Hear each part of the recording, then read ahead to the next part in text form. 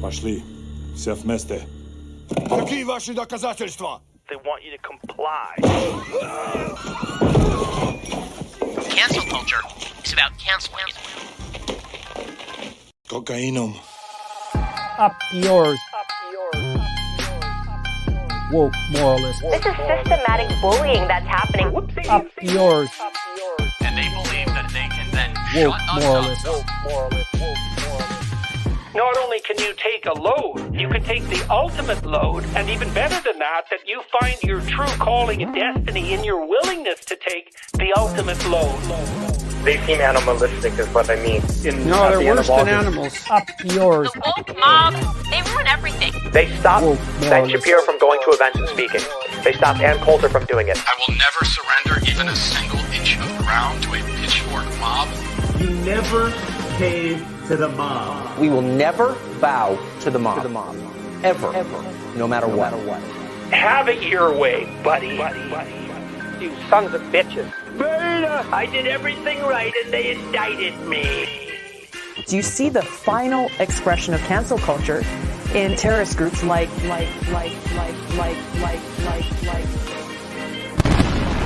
We'll see who cancels who.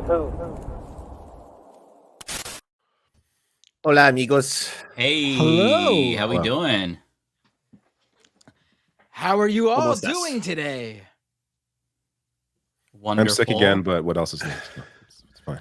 Oh, you're all David's sick, weekly dude. sickness. It's Yeah. this fucking preschool shit. I swear to God. Oh, I love that preschool. sucks. The people there are great. It's great. It's a great thing. It's great that it exists. I mean, I have never been this sick in my life. Like I'm not getting sick all the fucking time, and I now. got kids. I got kids. Kids that are go older, to than camp. right? You're Yeah, weak, I'm David, not- is what he's saying.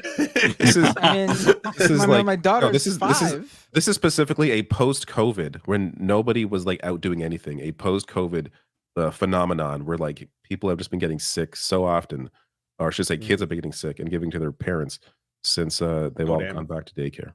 Yeah. And that's the David, problem. vaccine? Vaxxed? Is Well, that I'm back. maybe- Yeah. Maybe that's why you're getting sick. I don't even know. think it's No. probably not It's COVID. probably the just like, vaccine. it's true. It's Yeah. whatever.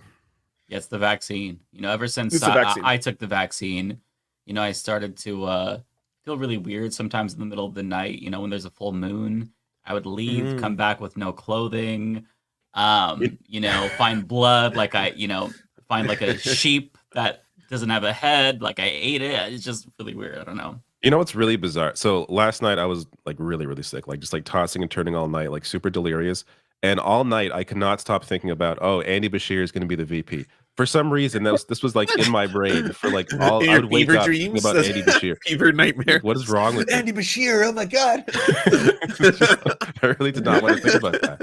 It's really weird that That's you wild. say that. And I think we have the same problem because we both do videos, but I was having the same, like, it wasn't really a dream, but it kept looping in my mind about why You guys are having stress mares. Shapiro would be the absolute worst choice. And I kept running through the list in my mind and it just was replaying as if I was doing a video. I don't know why this happens to us, but I feel like it's a side effect of like We have a news brain. It's Yes. just always on. Yeah, Yeah. I'm also just consuming internet content constantly. I don't think it's gonna be Shapiro. I don't know why. I just have good feelings, good vibes. Just gonna say I don't think so. I think I it's love just to hear too much that. of a disaster. And honestly, it There's just too many wouldn't align with all of like how good has she been doing their campaign since assuming the throne. Since we shitpost Biden, like we destroyed him. By the way, shitposting left, high fives. We did took it. down the president of the United States. That's amazing. Yeah. We should be more proud of this. We should celebrate this. All right. We took him down with shitposting right after that op was completed. Like just seconds later, like the Brad Summer stuff, not for me, but clearly for everyone else, and doing really well. The polling, all of a sudden, she's closed the gap in all the polls, the fundraising, the hundreds of millions of dollars. Don't fuck with this. Like she could lose the coconut tree pill memes so fast. That's billions of dollars of free internet, just like people cherishing you for your strangeness. Like you piss on all of that if you get the guy who compared like Palestinian protesters to the KKK. Like, honestly, that's racist as fuck. That's downplaying the horrors and severity of the KKK. He's not fit to be unserved as the vice president of the United States. There's also like I don't read too much into this, but there's like a deal. sexual assault case in his office as well. That's the big one. There's To just me, all these the- things. Yeah, that's the a big one. deal. Yeah. That's the big one. Like that should cause people like how do you how do you have a guy who does that on your ticket if you're facing Donald Trump? Any attack you do on Donald Trump in terms of his own history with that doesn't mean as much. And I think it comes off. Yeah, you can't call him a pedophile rapist to his face, which you can do now. You have the power to do that. Yeah. She's like Kamala Harris is not in the Epstein files, not once. She does not appear once in the Epstein files. Can't say that about Donald Trump. He's all over them. All over them. Yeah.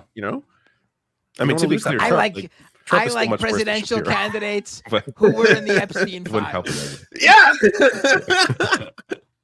Right. Well, bring in our guest. Yeah, I was gonna say before we get too much into this conversation, let's introduce the great Zaid Tabani, everybody. How you doing, Zed? I'm doing great. I just want to clarify. I came in to this podcast, and the first thing I heard was like Mike talking about like, I woke up like naked in the middle of like a field or some shit like that, and I'm like, what are we doing? What is going on? This is the podcast now. This is what this turned into. Welcome Yeah, to the Leftist Zed, I Mafia. think that your audio is not coming from your microphone. It might be coming from your audio seems to be coming from your headphones. Yeah, he's right. Yeah, it might be. It's coming through your mic. Oh god damn it! Give me one. It's a waste of a beautiful looking mic and a great voice. Don't do this. I think I should get my lights on a little bit, even though they're going to hurt my brain. You don't have to, David. Oh God, I felt that for you, David. Wow. Yeah, that was like divine light. Well, it was also the camera adjusting. God's the come. The light. Wait, can you hear me now, or is it? Yeah, is much it like better. Still... That sounds better. Thank you. Way better. Why the hell did it go? Oh no, because I have my PS5 controller thing plugged in. Was it going through that? Okay. That's I'm not a gamer, bad guys. microphone. I mean, it's not horrible, but it's definitely not like I don't want to be like on podcasts, just like hey, what's up, guys? Welcome to. Michael Jackson did not record Thriller on the PS5 microphone. Right. That is like, Now I kind of want to record a song on the PS5 microphone just to say I did it. Yeah, True gamer moment. Yeah, like get some of that Sony branding, and then they could not promote it like other things. So it'll be good. Yeah, Zed, I've got to pick your brain. It's been a while since we've talked. It's a different world now. So what do you think about the state of the election? Are you coconut pilled? Are you still doom? What's your read on things? Pilled, to be coconut tree pilled. I'm much. Well, I mean, first off, like it's in. Well, I think the state of the election is interesting because it's like so number one, like way better situation than we were in like 4 or 5 weeks ago, right? Like to be honest, like after the debate, like when you saw the debate, like right after the debate, I did not expect like coming off of the debate for there to be an immediate everybody going like, hey, we need to drop this motherfucker. Because I thought it would just basically be paper not the over Pod it. Save Bros. No, Pod Save Bros. Not even that, just CNN saying that. Like just CNN saying that they were getting that's like that's like because I a big thing I see is like whenever you see decorum kind of like drop for a second, you're like, okay, something's going on. So that was definitely like, okay, something's up.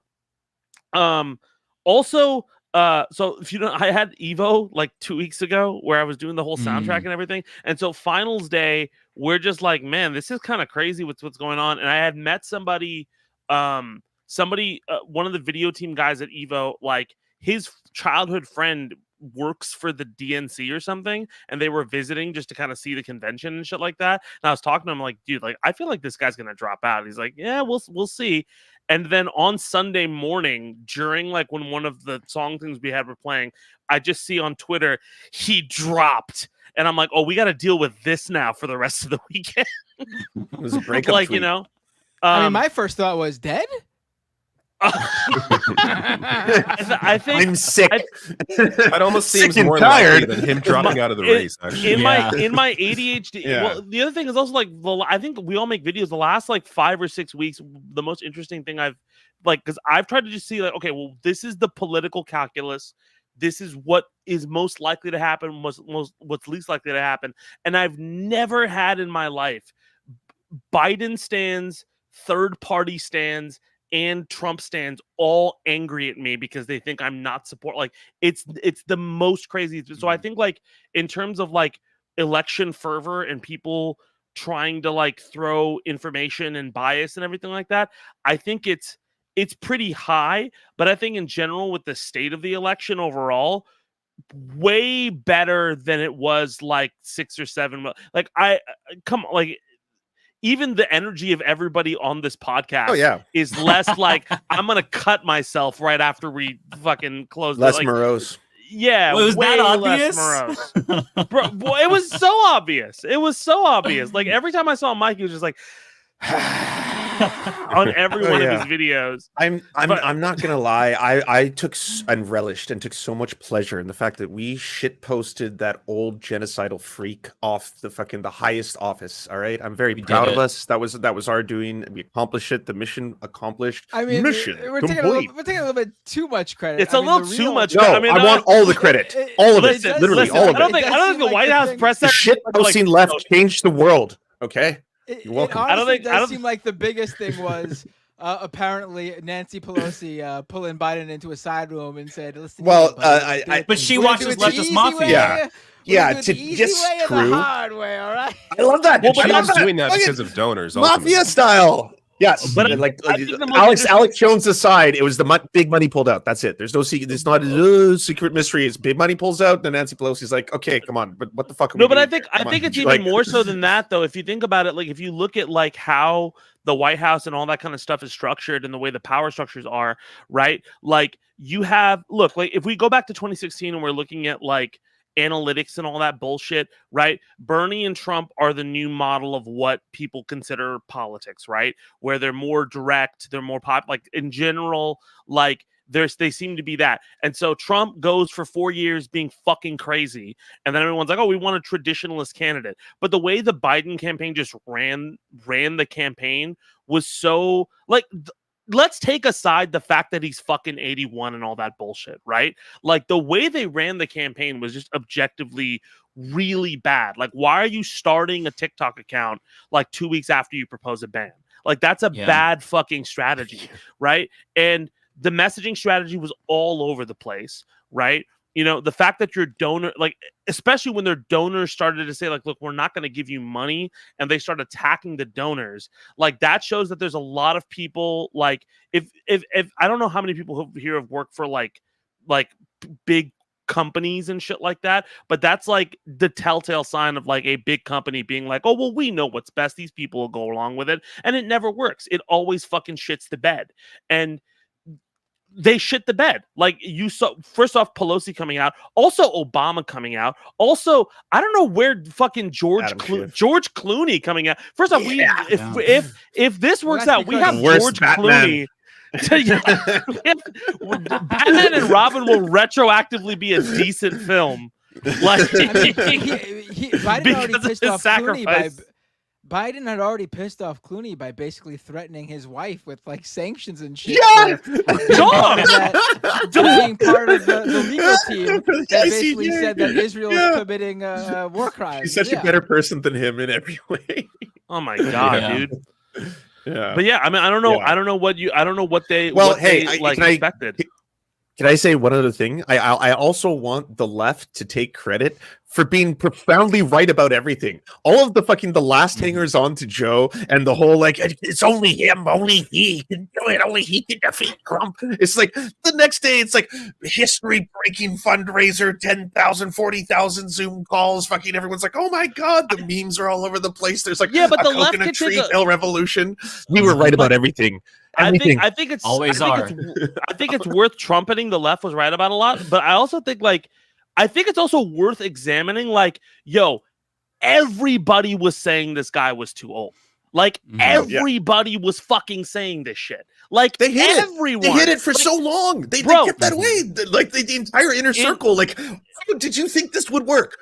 How did you think you would get away with this? What fucking Weekend at Bernie's shit is this, you know? And not only that, like, you saw the messaging also shift. Like, you saw, like, when they were talking about polls, like, they were thinking about polls, like, way back, like, from a year ago where he was leading by, like, a couple of points when he was down. And then, like, when he lost the debate, he's like, oh, no, it's even.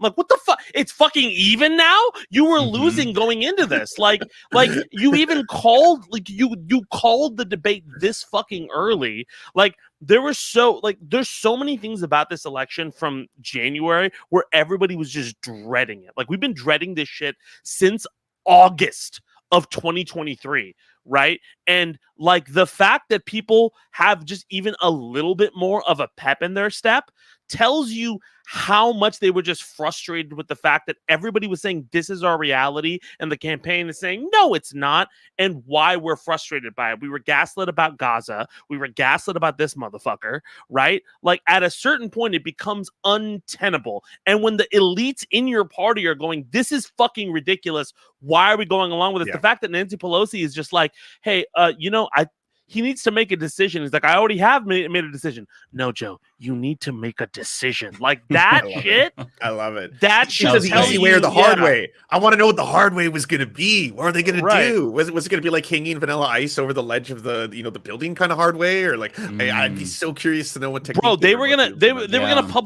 publicly shit on him so bad that his reputation, like if as bad of his reputation, like of a hit that his reputation took a few weeks ago, like I feel like every lever in the party would have turned and just absolutely just shit on him to an extent where it would just be like even if a Trump dictatorship happened, he would not get to live in his villa or whatever the fuck where he would be. Like it would be really, really bad for him. But post all of that, right? Like I think they would have forced him out, or they would have pulled some weird Democratic National Committee rule where they could vote against him or something like that. See, I don't think they would have done that if he didn't choose to make that decision on his own volition. I think they would have rolled with him all the way until December, because the Democratic Party to actually have like a contested convention like that, it's inconceivable. Yeah. Even like if you watch our post debate coverage, we were all shocked, but afterwards we were like, yeah, even though they're talking about replacing him, none of us thought it was going to happen because the Democrats are so risk averse. But then we manifested that reality, Mike. We did. Okay? We did. And now we're unburdened. I texted you during that, Mike, and I was just like, you guys are my comfort food right now for how dog shit this is, dude. It was so bad, man. I was just like, I watched it for 3 seconds. Like, I can't watch this thing, man. It was sad. As was every single like TV interview. Like they did this Clint Eastwood strategy where it's like, you know what? You think he's too old to be president? We'll show you all. And then just like fucking force feeding him down to everyone. And then it's like, this is not good. It's worse. This looks way worse. What are you doing? like orders of magnitude. We've seen have you many guys gone unhinged. back and watched your expressions on the debate episode? No, I know we were probably the expressions you guys have are just like shocked.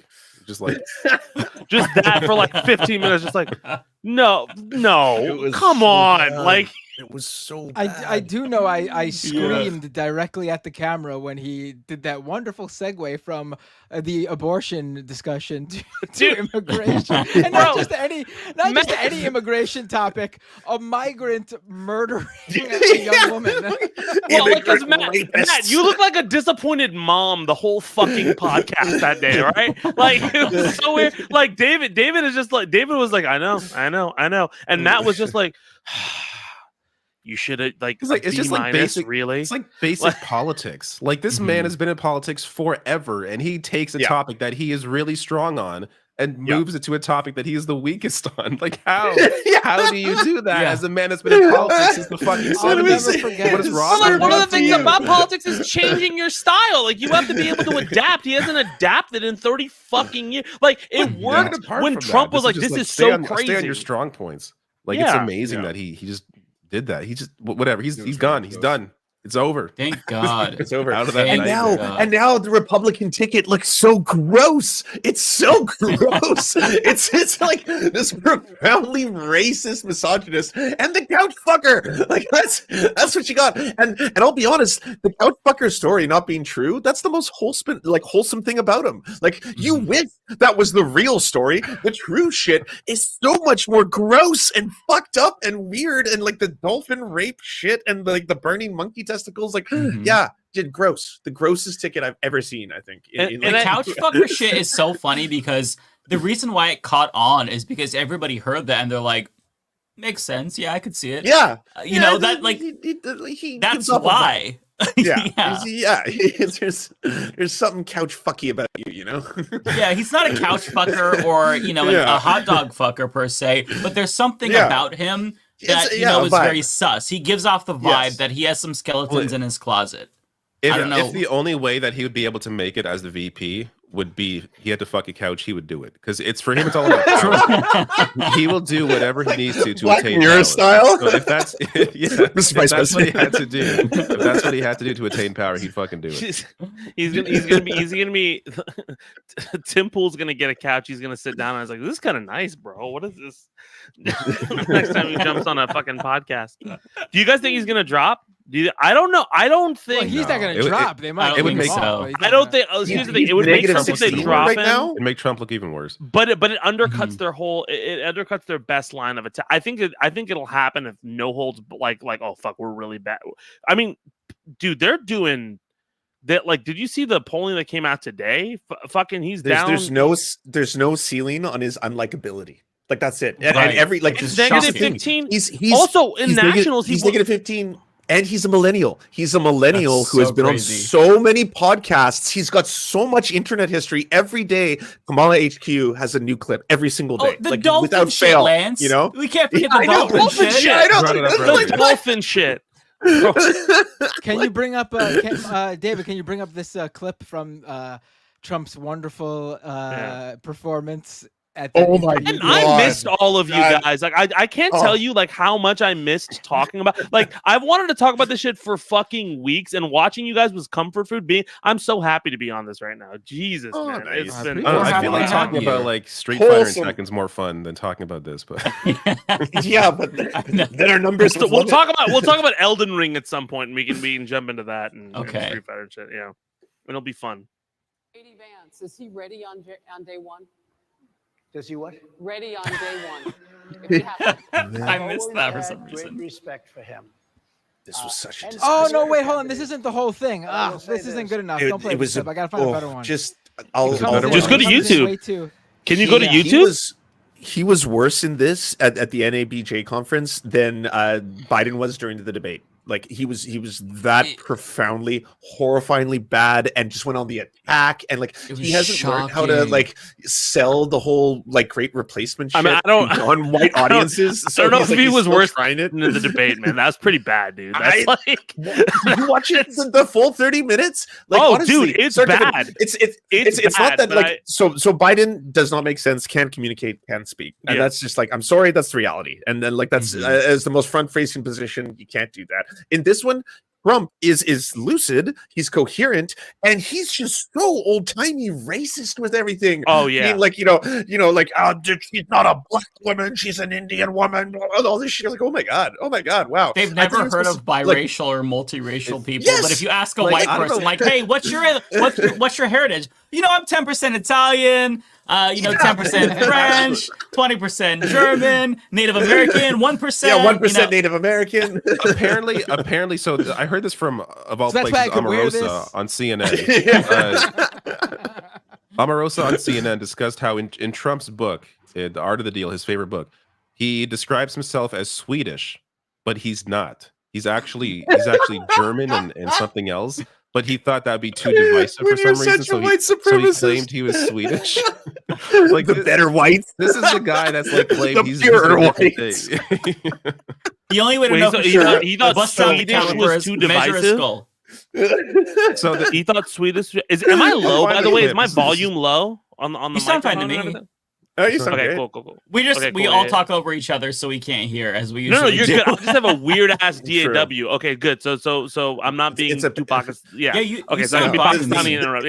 ADHD panel, everyone. Oh, Yeah, perfect. we can't help it. Yeah. It's yeah. No, I was just saying like wait, the Swedish thing is not. Wasn't that like? I forgot. What I didn't was know gonna that. say. Never mind. Well, I mean, to be I fair- did not know that. That's so profoundly funny, though. That's Yeah. really hilarious. Him You're saying lying he's about- Swedish, it is better. It is less divisive than him saying he's German. To be fair. I think I probably know I'm Donald better Swedish. than anyone on this panel. Forgive me if anyone thinks differently. But I recall in his book, The Art of the Deal, Laura, when Donald Trump identified himself as Swedish, right? Because he didn't want to acknowledge that his father was German and his mother was Irish, and he thought that that would play better to those who were patronizing his businesses. So can we call the question his past of self-identifying as first Swedish, then German, and then Irish whenever it's convenient? Donald doesn't know the difference between ancestry and race. He doesn't want to know the differences, nor does he understand the nuances of how people so weird. and so I believe that that's disqualifying. No, you're not. And when he mispronounces her name, Laura, he does it as a slur. He does it intentionally to harm her, to make people see the otherness of Kamala Harris. And so I posed the question to Bruce when he says, oh, at some point she identified as this, and at some point she identified as this. Are you going to hold Donald Trump to the fire for identifying himself as Swedish, even though he has no Swedish roots, in his best-selling book, The Art of the Deal, Bruce? Oh my God! Damn, Bruce. Is Bruce the guy? Is the Bruce the guy on the left? Yeah, you could tell because of the mustache. That's a guy. I'm guessing Bruce. this is. That guy looks like he's from Boardwalk Empire. Like he just stepped out of Boardwalk Empire and just jumped on there. Also, I don't even think.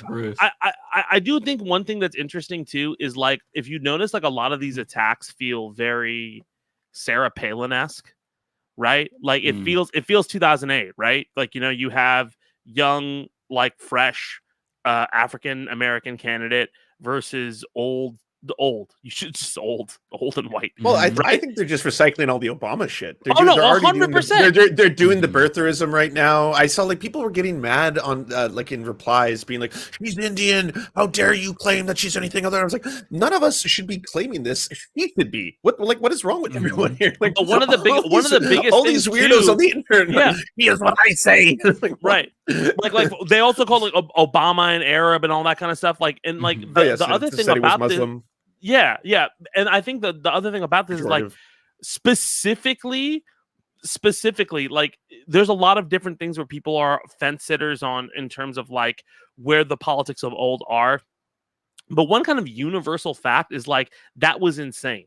Like that's just a universal, like independent fact. Like those kind of attacks are somewhat insane, right? Mm-hmm. And when you're trying to win over an independent crowd that said, we hate everybody involved here, and now the race has the entire presidential race has changed, and you're going back to a playbook that just that it didn't even work with Gen Xers. Like Gen Xers who are super anti-woke and everything like that, their whole thing is like, oh, we don't get to do something, and so we're upset about it. Like this just seems messy. Like when you have messy politics like this, it just doesn't work out well. That's why I think he thought that I think he thinks that everybody's over leveraged on the I think everybody who's in that camp thinks they're over leveraged on the anti-woke thing and they can say whatever they want. Like, especially with what's going on with the athlete today, Elena. Oh my God. They've completely painted themselves in a bizarre corner now. They're accidentally woke. They don't know that, but like, wait, are you suddenly no longer like biological essentialists that genitals determine whether or not you're a man or a woman? Like, what are we all doing? I at a certain point I thought the audiences of Charlie Kirk and all those people in J.K. Rowling, do you not look around and then just suddenly go like, what the fuck are we doing? What are we doing? Like, what is this all about? It's grievance, dude. It's like they feel like they've lost their target. Like they feel like they've lost the fame that they once knew, even though they're still making money and they're still doing their whole thing, right? But they feel like they've lost the credibility they once knew, and they just kind of. I mean, like you look in the 60s and a lot of the other people who kind of had similar like fault, because all of this kind of stuff of people having shitty opinions and then getting called out for them has been going on for a while, right? But you see every other star and person who's had that kind of thing happen to them, and they all like end up in the back half of their career like grievance riddled insane people. Now they just have a platform. And they don't have to go to the press to try to make news every time. They can just make news by tweeting from their phone very easily. And I know that I'm saying something that's pretty obvious to everyone, but I just found it bizarre that's the hill they're dying on, because it's such a hill it's gonna fuck them in the end with the way they're treating like this athlete who is, again, biologically at least- cisgender female, and you know, like because This was of shared even though- by Christina, and it's just so true. Like, why are conservatives mad Yeah. at the Olympics, at Disney, at Netflix, at Bud Light, about Barbie, Wow. at Ford, at Target, at It's Chick-fil-A? It's just like, Wait, I You're don't remember why always were they mad at triggered. Ford? I don't remember that one. Why were they mad at Ford? Probably gay. Commercial. I don't know. Gay. Commercial. Gay, Probably a gay, commercial. Probably. Yeah, I think it they was a had a commercial with I think Pride Alana Glazer or commercial. something. Yeah. Yes. Something Yeah. gay about. Yeah. Yeah, it's this is one of the most weird things that I've ever seen. I mean, I can't say that because I've seen a lot of weird shit from conservatives, but like today with the Olympic thing, they're saying this about a cis woman. It takes a 5-minute Google search to see, oh wait, this wasn't a trans woman that was fighting, this was a cis woman. But they're so thirsty to find that anti-trans narrative, they pick the target. But what makes this one so fucked up is that Iman Khalif is Algerian, and you can't legally be trans in Algeria. And so now all And these her passport people, says female on it.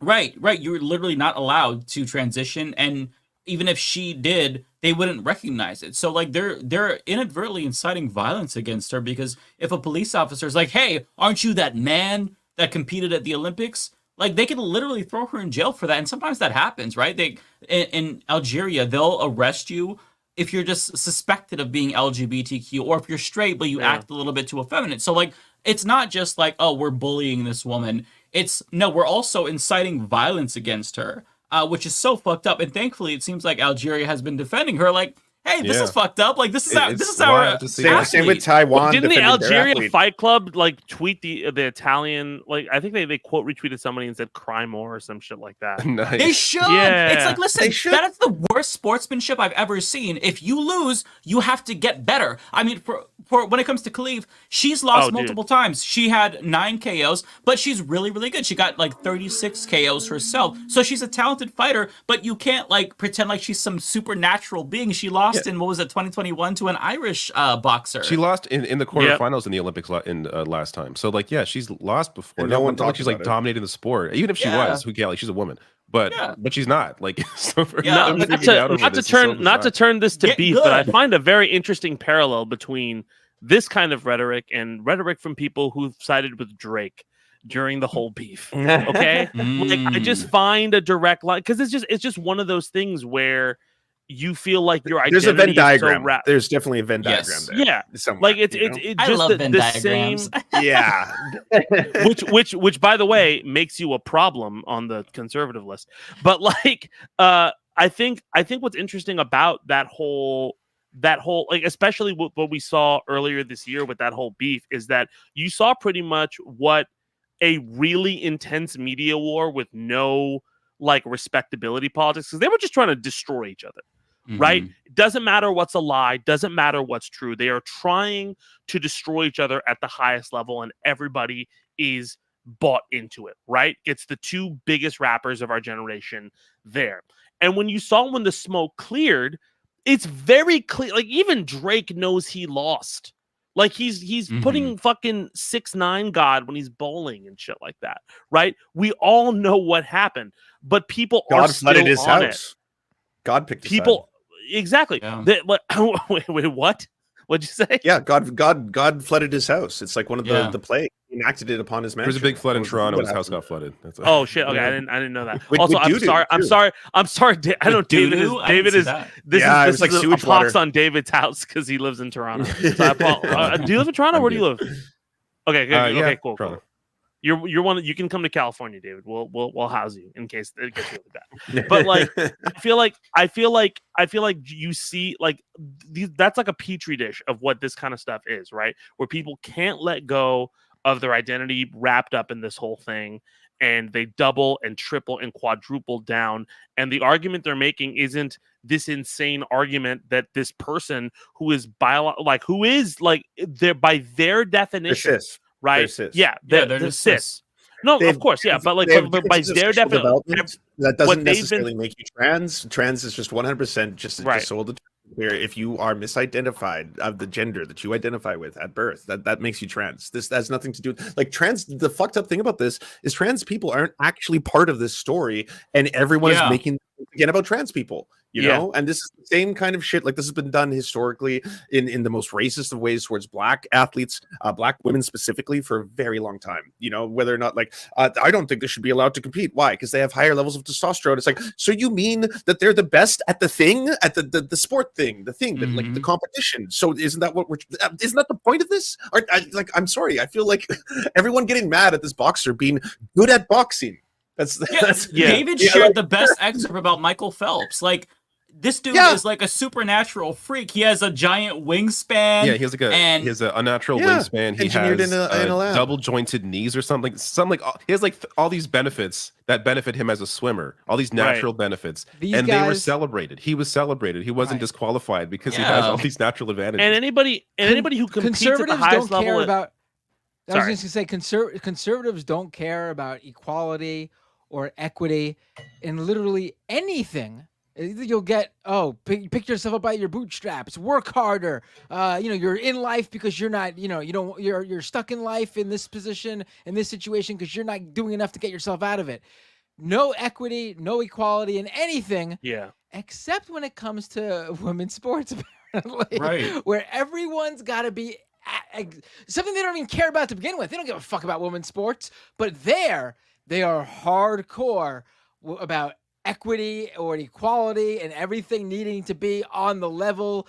For some bizarre reason, they care about it there. And this is not the case anywhere. People like the best athletes in the world, they work really hard, of course, but I would say a lot of them, if not the vast majority of them, also just have biological advantages. Biological advantages. And usually they come from wealth, or at least a better condition in a lot of cases when it comes to like the people who make it into like the NHL, for example. There's going to be class privilege there. There's going to be biological privilege. But like, yes. And again, it's like, if you want to make this fair, then let's try and make things like, on parity. But if it's two adults consenting to do, a sport or a competition before the eyes of the world, then like, honestly, people have just completely lost their minds at this point. If they're like getting angry because they think this is a man because a woman was good at boxing, it's also so condescending to women. Like, oh my god, oh no, only men are strong. Only men can. But it's also antithetical. It's also antithetical to competition, because competition is always like,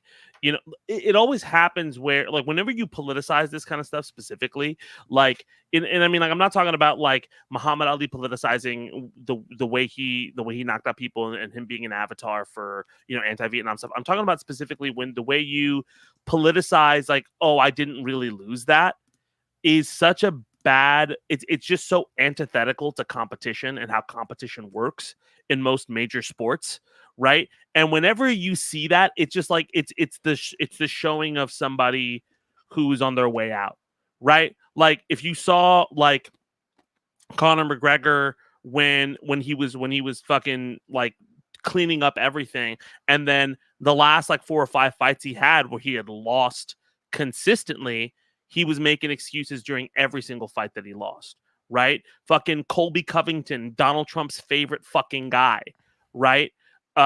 Getting his face beat in by Usman, right? That whole thing, like he was making excuses throughout the entire thing, right? Like, you didn't have a problem with this before the IOC started, right? You didn't have a problem with her competing in all of the other things that she competed in before this happened. Now, all of a sudden, this is an enormous issue, right? Exact same thing. What is? By the way, there's radio silence on the fact that there is a trans man who is a boxer who I think at this point is still undefeated. And like, you never hear about that story. There's a dude who's just crushing it, and because it's a trans man and they're only like always obsessed with like, this is about protecting women's spaces by controlling them kind of shit, you don't ever hear about that. But that's interesting, isn't it? Right? When it's like Zed just said, like, this is a case where at the previous Olympics no one said anything when she lost.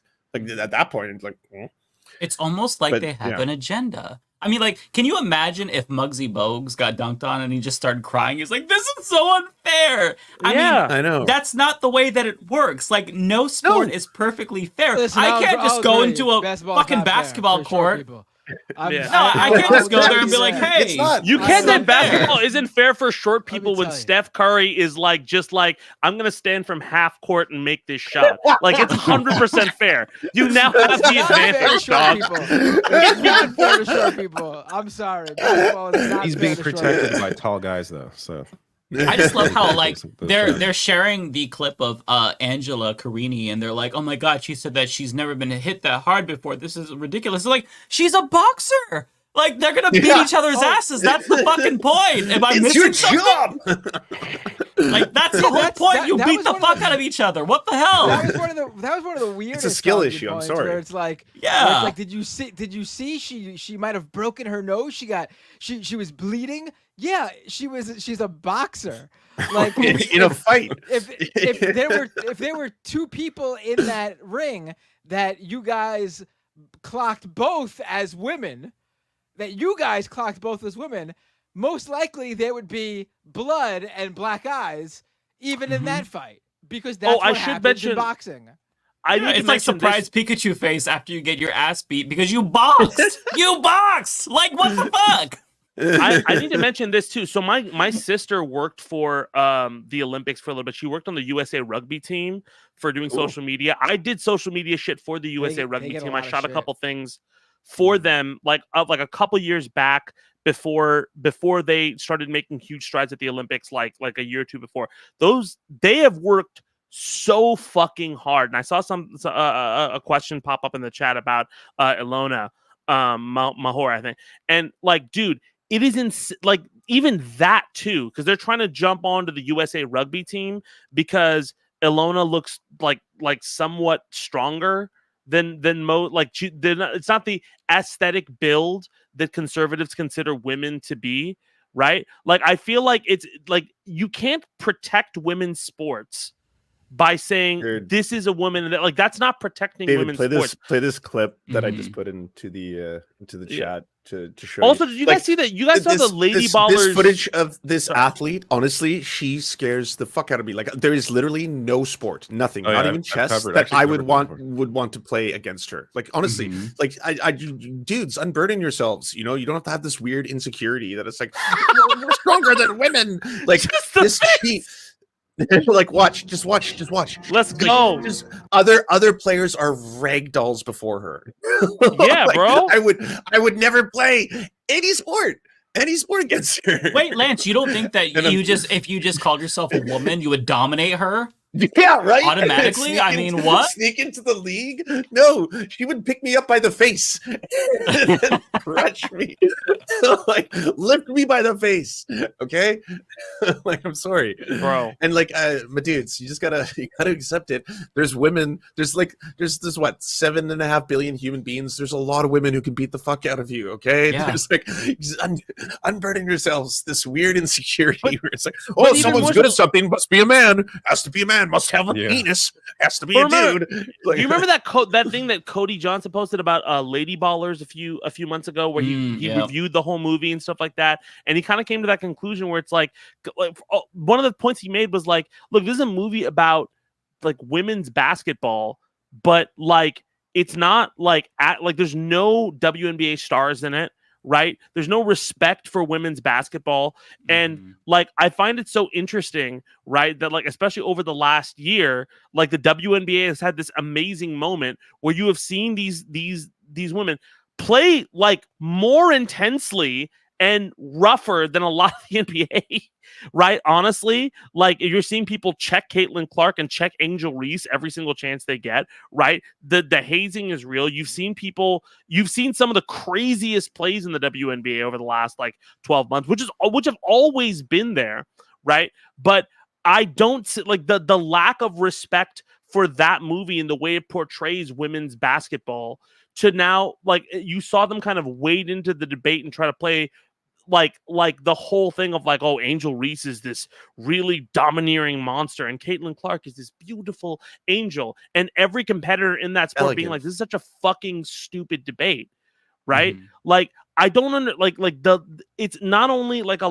lack of it's also a lack of respect of the sport is what I'm just trying to say, right? Like, there's nothing about it's so antithetical to the values of like, oh, pull yourself up by your bootstraps. These people are doing that. They're doing whatever it takes to win. And you don't like that because you're fucking losing. Right? It baffles me. Yeah. It just baffles me why we're even having that debate in the first place. Yeah, it's just very unserious. I do like how Logan Paul was treated though by some of these outlets. Like this headline here: WWE US champion / transphobe Logan Paul can't tell a man from a woman, offers opinion anyway. It's a perfect headline. That's bodyslam.net. That's a good. That's just a pro wrestling news site. Like nice. Yeah. I love that. Yeah. You know, what's funny too is like he literally works with women who these guys will easily come for those same reasons. Like there are women who work for the WWE who conservatives would definitely look at and be like, "Oh, that person's trans. That's not a real woman," because some of them are big and strong and don't have what they conservatives view as traditional feminine qualities. So I hope when he shows up to SummerSlam this Saturday, some of his coworkers give him a piece of their mind, honestly. But isn't it like I don't even think there's a goal. That's I think what I'm kind of freaked out by. It's like I feel like they're just throwing a tantrum. I mean, obviously they're throwing a tantrum, but there's no like I don't think they have an ideal. They are mad that women are not doing the thing they want them to do at the time, which consistently changes, so they feel better about their self-esteem, right? And I feel that's the bigger issue, right? Like the fact that women's sports exists at all is their big fucking gripe. It goes back to them just being weird, is that like the whole abortion issue. And like this is what we've all been kind of talking about, how weird they are. And I think that's why it's stuck so much, because these people are super weird. Like, have you seen the ad? I don't know who launched it. It was a Democratic Party affiliated ad where it's just like a bunch of sweaty guys like, hey, we want to control what you do in the bedroom. Yeah, dude. That ad was so good because like this stems from misogyny. I think that's your point. And like it kind of like it's how they perceive the world. Like they want to control women, so that of course, it goes insecurity back to mixed with misogyny, I feel like. It's I think that's massive correct, insecurity. Yeah. I'll find the ad so you all can see it, because the ad itself, I saw you retweet. I thought it was a pretty effective ad. I thought it was a really smart way to like. I'm surprised that hasn't been an ad that's been used before. I mean, it's been memed. You've seen the meme of like when somebody says like I don't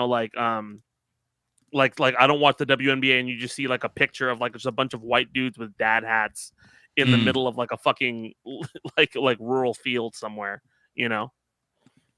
Yeah, this is the ad that I was talking about. Like, this is how normal people view these freaks. Us MAGA Republicans banned abortion, but that's just the start. That's just the start. If Trump gets elected, we want the government involved in all aspects of your sex life. Way more involved. Way more involved. When you have sexual intercourse, it should be illegal to use contraception. No pills, no condoms. Your genitals are reserved for procreation. If you freeze 12 eggs, you should be required to have 12 babies, or else you're a serial killer. And I'm definitely not a serial killer. Are you? Go back just to that previous guy. They casted this. That guy is the perfect. He's got the lisp too. He's got the little like lilt. Yeah. Well, do you guys remember that one photo on January 6th of that guy who was outside screaming to the air and like spit was coming out of his mouth and everything? It looks just like this guy. Oh, yeah, this is I think the best ad that has ever been produced. Serial killer, and I'm definitely not a serial killer. Are you? My son monitors my porn usage to make sure I'm not self-pleasuring. Just like Speaker of the House Mike Johnson. That's true, you can look it up. Don't you think that's normal? Yeah, I do. It's normal for your son to do that. You should have a family member monitor your porn use too. Because pleasuring yourself is very, very naughty. I'm voting in November. I'm voting in November. We're all voting in November. Are you? Because what happens in your bedroom is up to me. Is up to me and my son. Also, mouth stuff is a sin. That last part was so disturbing. That's phenomenal. I That's love a I love really like good one ad. guy in the Yeah. tweed, like the red like sports coat who's just like I'm He's a the professor intellectual. who yeah, very clearly. He's the Jordan Peterson of the ad. Yeah, he's the one that's tweeting at us. It's like, actually, you dumb liberals, you don't actually know what a woman is, so gotcha. Like that's exactly the motherfucker doing that. That's what he looks like. So ridiculous. What else Okay. happened? Yeah, what else Let's happened change this week? topics. I feel like there's been so much that happened this week. I You can't guys see believe we sort Machino of just. Dorito? What's that? Oh, you didn't see that. So Machino Dorito is a really well-known TikTok influencer and stuff like that. I vehemently dislike him, but it's whatever. So he makes a lot of jokes and stuff like that. He's very anti two-party system, which it's fair. He's very leftist. But earlier maybe a little bit in the last week, he posted something about like when Kamala launched, like juxtaposing it with Sonia Massey, saying like, hey, anyway, something about like after a cop kills like an unarmed black person or something like that. He's like, and now you need to vote for the cop. Blah blah blah. And it was seen as like, okay, well, that's kind of fucked up that you're using the death of an unarmed black woman to kind of make this political point. Like a lot of African Americans were making that point. And so then he decided to make 2 follow-up TikToks where he pulls a book from his shelf from a Black Panther and another African American activist, where he tells black people that they're elitist careerists for criticizing him on that, and explains it to them. Doubling and down. Then got destroyed over the last like fucking week, with everybody coming out of the woodworks, including other people who were just like, by the way, I fucking hated this guy forever. And then he just recently came back and decided to make his first 2 TikToks dancing to Eminem's Toby. Because he's just having a he's having a time. Cancel me. He's having a time. NFTs. I think the other thing, and this is something that I felt specifically as a Muslim person, right? I felt very frustrated like over the last like 8 months, because I've known about Gaza since I was like 7. Like, or just even the situation with Israel and Palestine since I was like 7. That's something Muslims, like, just when you grow up, you just know about that thing happening in the world. And it's something that preys on you all the time. I knew about it during the war in Iraq. It was a huge thing. I knew about it every single time tensions flare up there. It's been a part of my life.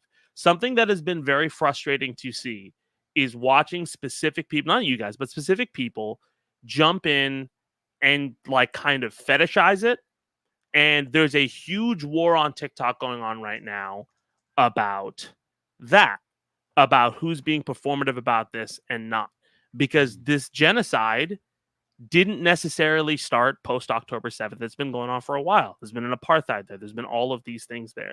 And there's a lot of white leftists who really want to make it their identity for standing up for this. War profiteers like Jackson. Yeah, man. Like, and straight It's up, not, like, by the way, like some of Yeah. these people aren't actually on the left. They do shit for clicks, right? No, of like, course the- not. bro. You know, No, these extreme he's an communists, and they're, like, anti-LGBTQ very plus. pro-Russia. Yeah, no, and it's I like, know. this is bizarre. Like, what's wrong with you? They hate queer people, like MAGA people hate queer people, but like, it's if you want to say that, like, you want social conservatism, but also I'm a commie, wink, Yeah. kind of shit. Yeah. Like, that's what I kind of classify them as. And it's just one of those things where it's very interesting to see people like that. Was something that upset me, especially over the last few weeks when talking about the whole election thing, was like even just simply suggesting like what was going on, like even simply suggesting like, okay, well, like Kamala Harris can do this and all of these kind of things. I got comments about, you don't really care about the genocide. I'm like, bro, like this has been a thing in my life, like growing up in post 9/11 America, where you felt like, okay, Muslims are going to be rounded up and killed. Like you're worried about, there's a lot of talk that was going on in the early aughts about literally identifying Muslims by that kind of stuff. So that's been a big fear for every single Muslim in Michigan or out. And we're not a monolith, right? Arab Americans, brown people, South Asian, like there's so many different sex of that. But I think something that like it's interesting to talk about is just like there's been a huge battle going on TikTok between leftists about, you know, okay, support Kamala, don't support Kamala, Kamala, you know, support her, don't support her, you know, who's being performative, who's not being performative, right? And I feel like that influencership has gotten, it's just gotten like to peak mass. Right. I think like people aren't properly picking their battles in that case. Because, like, ultimately, like, I don't know how much you want to flex that you're the one true leftist or something like that. But if you are a leftist, you're picking your enemy. This is a character select screen for your enemy. Do you want to play on nightmare mode or easy mode? I would recommend playing on easy mode. Like, pick someone who's already maybe aligned with a lot of the things that you are already aligned with. And on the other end of the, like, the other person, like, it's all going to be about recovering ground if you get like a far right extremist who comes into power. So like I don't get why people would like, why do you need to go, like, these aren't your enemies. Like someone who's like, wow, I'm kind of excited that Joe Biden, that genocidal old freak, stepped down. That's kind of neat. This is historic, you know, like why would you go after that take? And but these are also conversations that we have to have. There are conversations we have to have within that I don't think we have. All this stuff is meant to shut down conversation in general. Like I think it's worth having a conversation. Like we were like, I think you guys were talking about like Shapiro and everything like that earlier, like about who Kamala's going to pick pick for Shapiro. her Don't VP. do it. Yeah, don't pick it. Yeah, I don't think it's that. I think especially that scandal, the most recent scandal, it's pretty bad, dude. You know, and so like I feel like those are conversations we have to have, but we can't have conversations because I think maybe people. I'm sorry, I'm going all over the place, but I feel like a lot of people tie their activism to influencership, and that's not new. But it's getting worse. And one thing that I do think is very positive. You asked me when I came on, like what I think about the state of the race. I think the most positive thing about the state of the race, kind of like a positive thing that was when Jon Stewart came back right earlier this year, was like, okay, the hyperbole of all of this is it's just there now. Like it's very easy to see, like the fact that people are having conversations like what's performative and what's not is important, because I think the influencership around politics has destroyed our ability to have substantive conversation about how to deal, what's the best way to advocate for Gaza, what's the best way to like interact with a vote in general, right? What's the best way to it's the same. I think it's the same problem where you also get it from, say, like liberals who love doing the trolley cart problem to people online, where it's just like multiple things can be true at once. All right, and it is completely like valid for someone who lives in another country to witness what is happening and the United States funding it and providing all the weapons and be like, no matter who, this is just going to be a genocidal, horrifying administration that fucks over, you know, millions and millions of people. And then people who live domestically within the United States, it's also totally valid if they're like, yeah, by the way, I happen to be LGBTQ plus, or I happen to be a woman. I don't want my womb controlled by the weird fucking couch fucking dolphin guy, right? Like that's but both things are true, right? Like, you know, and if you're fighting each other, you're ignoring that like there is a common enemy here, and there is a way to like, you know, maybe I don't know, sit one retweet or take out and do it strategically, maybe. Fighting each other is not praxis. Vote shaming doesn't work. Vote shaming doesn't work either way. I don't think it works. And it's not praxis to fight each other. It's just, it is performative, and it doesn't actually lead to anything, because at the end of the day, people are going to do what they're going to do, right? Like I think that you have to make this decision on your own. And if you are like, if you're making a strategic vote, I think that that's perfectly valid. But if you live in, you know, a blue state or a red state, and you're like, oh, well, I don't want to support Genocide Joe. That's valid too, especially if you're an Arab American who's completely disillusioned by this because you have family members that were killed. I feel like people need to stop I'm not even talking about Arab Americans. I'm talking about just specific. I just get very annoyed when people like, I just don't like performative activism, because it takes away from people who need, like, I'll give you an example, like positive like I follow TikTok a lot, right? Like Yuval and Ayame were these two well-known influencers. They had this whole thing about will they, won't they, interacting with one another over like a period of weeks. And every time they did a piece of their story, in order to actually have the story progress or them actually meet, they would put up a fundraiser for a family in Gaza, right? And they got a lot of families who needed that money to be able to leave Gaza, to be able to find a way to get their family to safety. They advocate. That's advocacy. I think that is absolutely what it should be.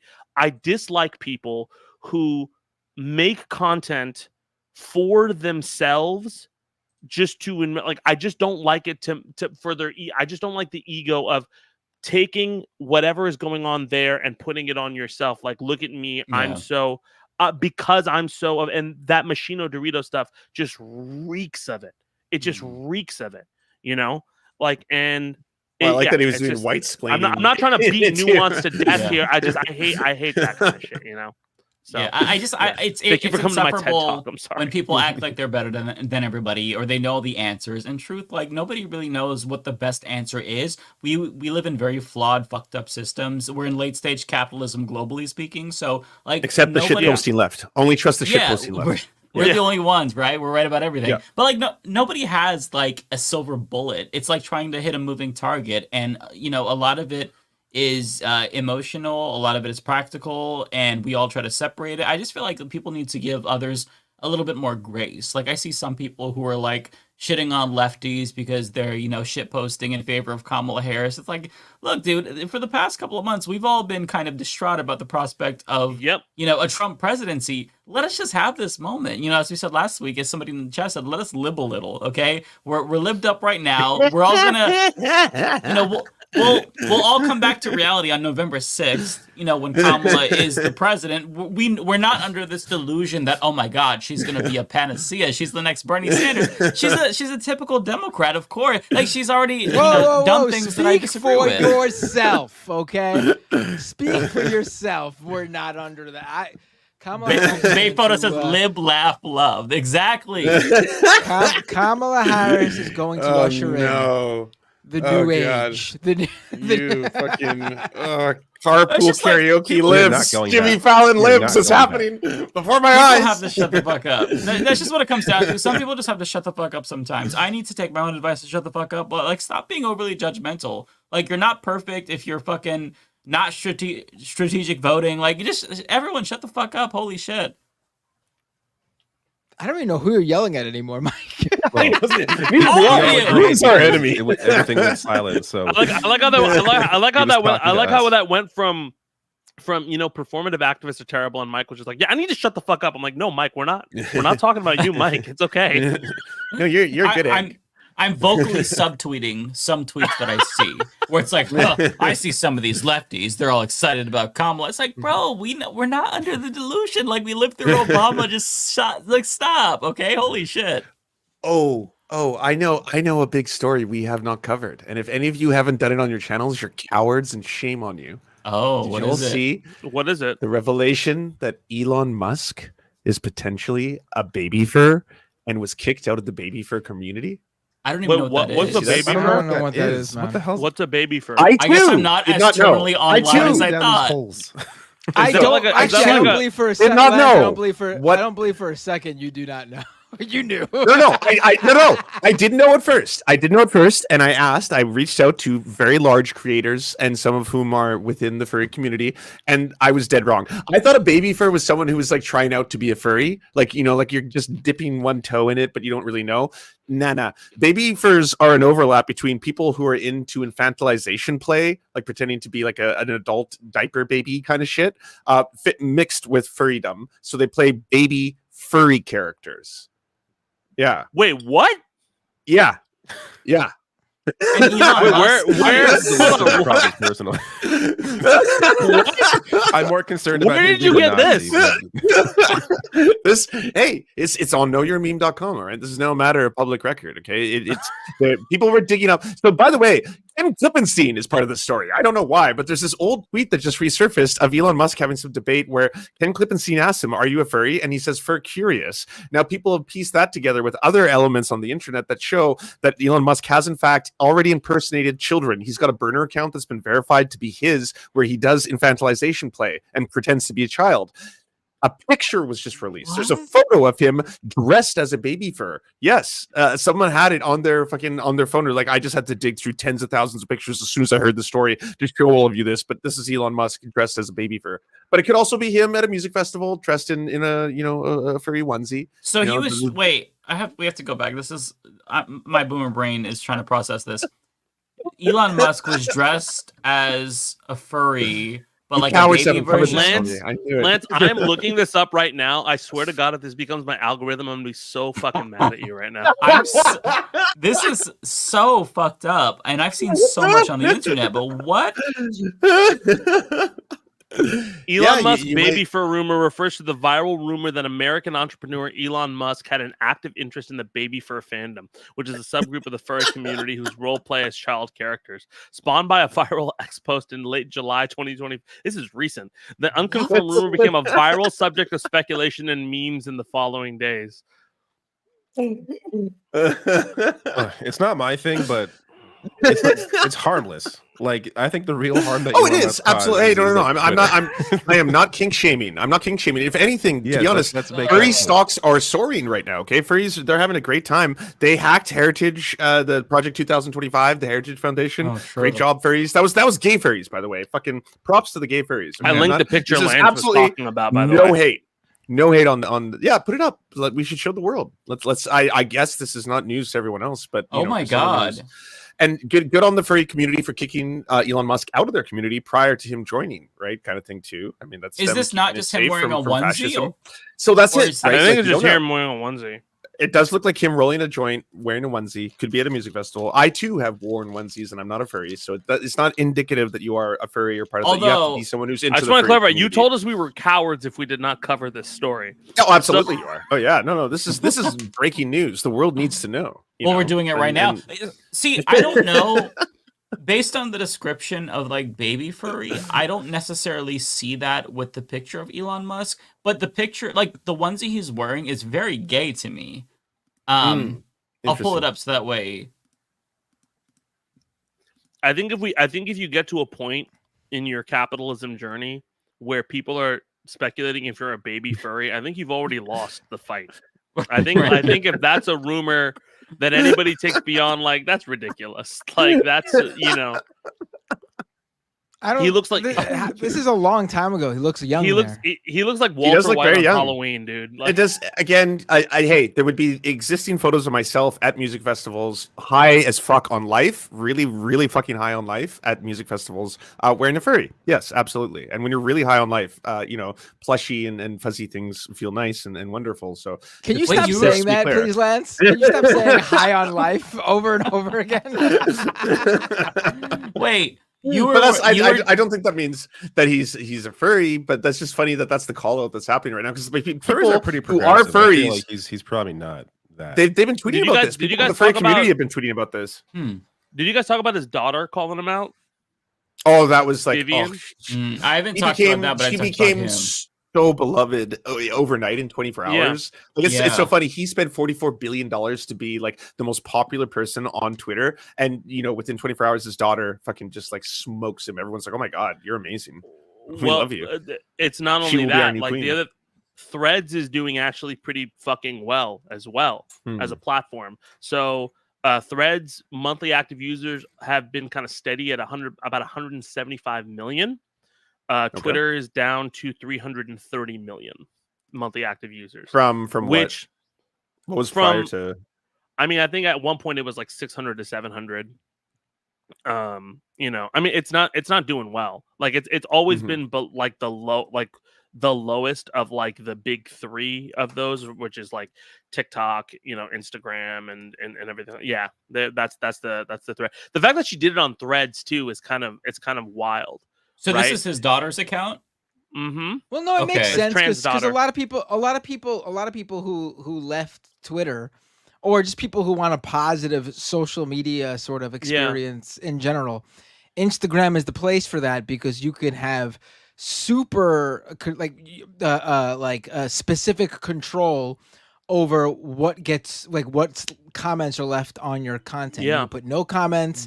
You can delete comments, like specific comments. Like if someone says something you don't like on Twitter, you can't in replies to one of your tweets, you can't delete that. Like you could block them, but everyone else can still see it. Also, but everyone else the can content still is see more. it. The content algorithm is more specific because the way Facebook and Meta do content is so engaged with your engagement, but Twitter will filter other people's engagement into your feed. If you just if you wink, if you just say hi to them once on the street, you're seeing all of their tweets the next day on whatever section. Right. It's Right. wild. Right. So if you're someone on Instagram for that reason, but you want like a text posting app like Twitter, then Threads just makes sense. So it makes sense that she would post it on there. Yeah. 'Cause where else would she? Blue Sky? I mean, she could have posted she could have posted it on Twitter, but I've and had it been. I don't think she wants to use that. I don't think she wants. No, to do definitely, that. Yeah. definitely. But I think that's an interesting. The fact that this went viral as much as it did and made headlines and everything like that. Well, yeah, because it was such a great clapback to his Yeah. bullshit. He did that whole TV interview where it's just like Yeah. most people who are deadbeat degenerate fathers don't turn it into a movement. That's what he did. Right. He's just like straight up, like, hey, everyone, the woke mind virus poisoned and killed my kids and all this kind of shit. Like, fuck you. You're just a shitty ass father. That's all you are.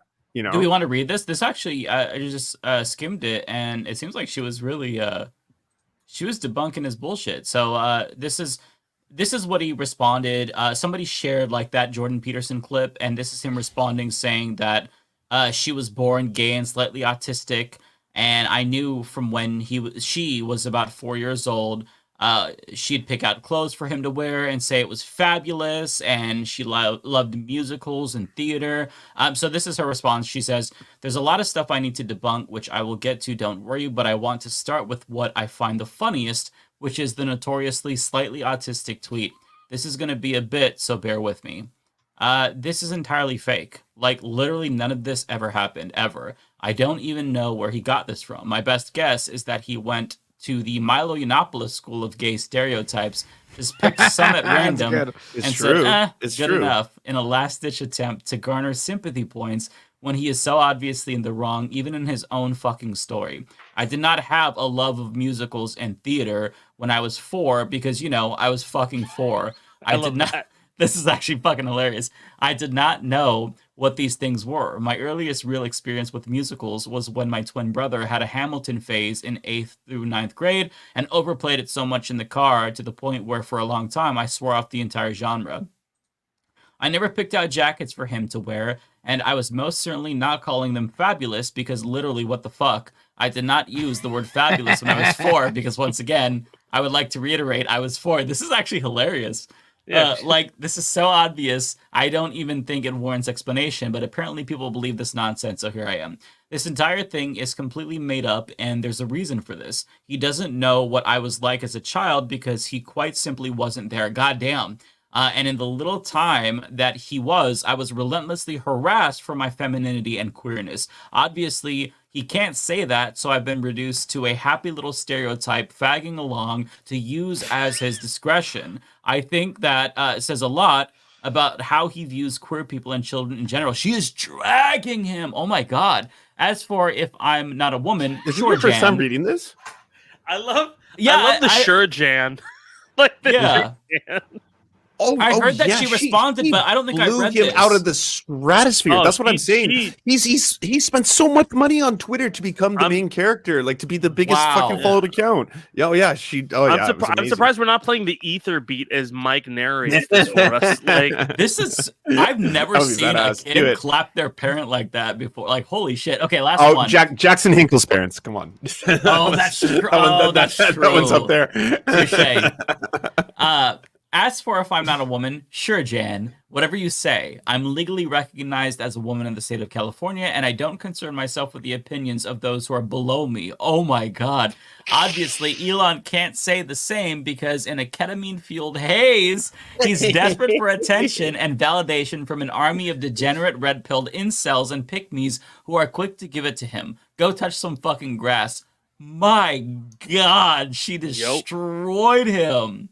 He also posted, "I'm looking pretty good for a dead bitch," and I was like, "Holy what?" Oh my god! Yeah, I was like, "God damn!" He just fucking blew Daddy out of the water. She has everything that he doesn't have, which is humor, and intellect.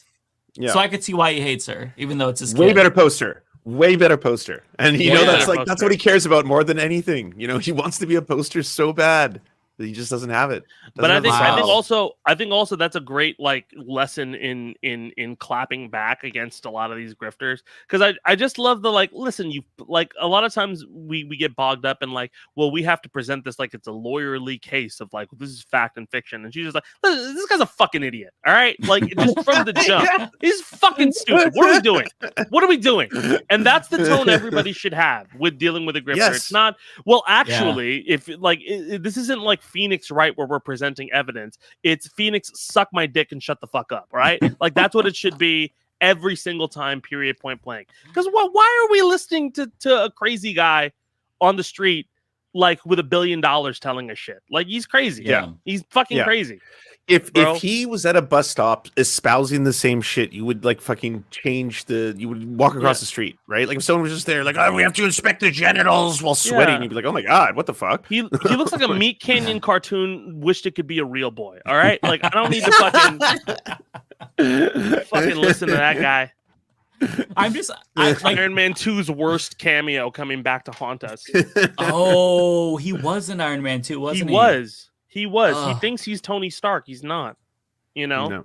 And like I said, and I think it's also like it's like I remember John Oliver did his whole piece on him and stuff like that. And look, like I think it's somebody who had we've talked about this before about like his influence on Tesla and what he did and everything like that. There's things you can say that this is great. Yeah, but he's like Thomas Edison for inventing.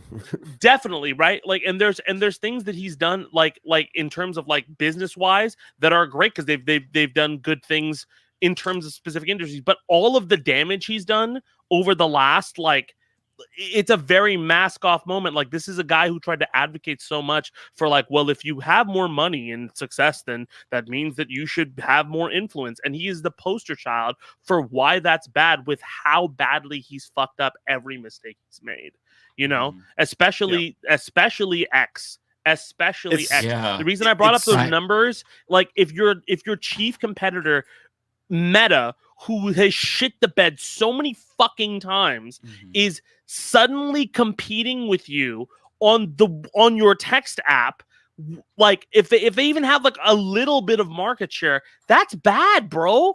That's not good. Like I work for Evo. And the reason they're doing so good is solely people looking for somewhere that's similar to Twitter but not Twitter because of what Musk has done to it. Like there is I mean it's different for me personally because of how I use Twitter and the audience I have on Twitter, but for most people, and I can even see this with just being on there. Just open up Threads, open up Twitter, and look at the feed that's presented to you. Yeah, one is a lot more enjoyable, and one is a lot more stressful. Yeah, in your face. There's going to be drama and problems.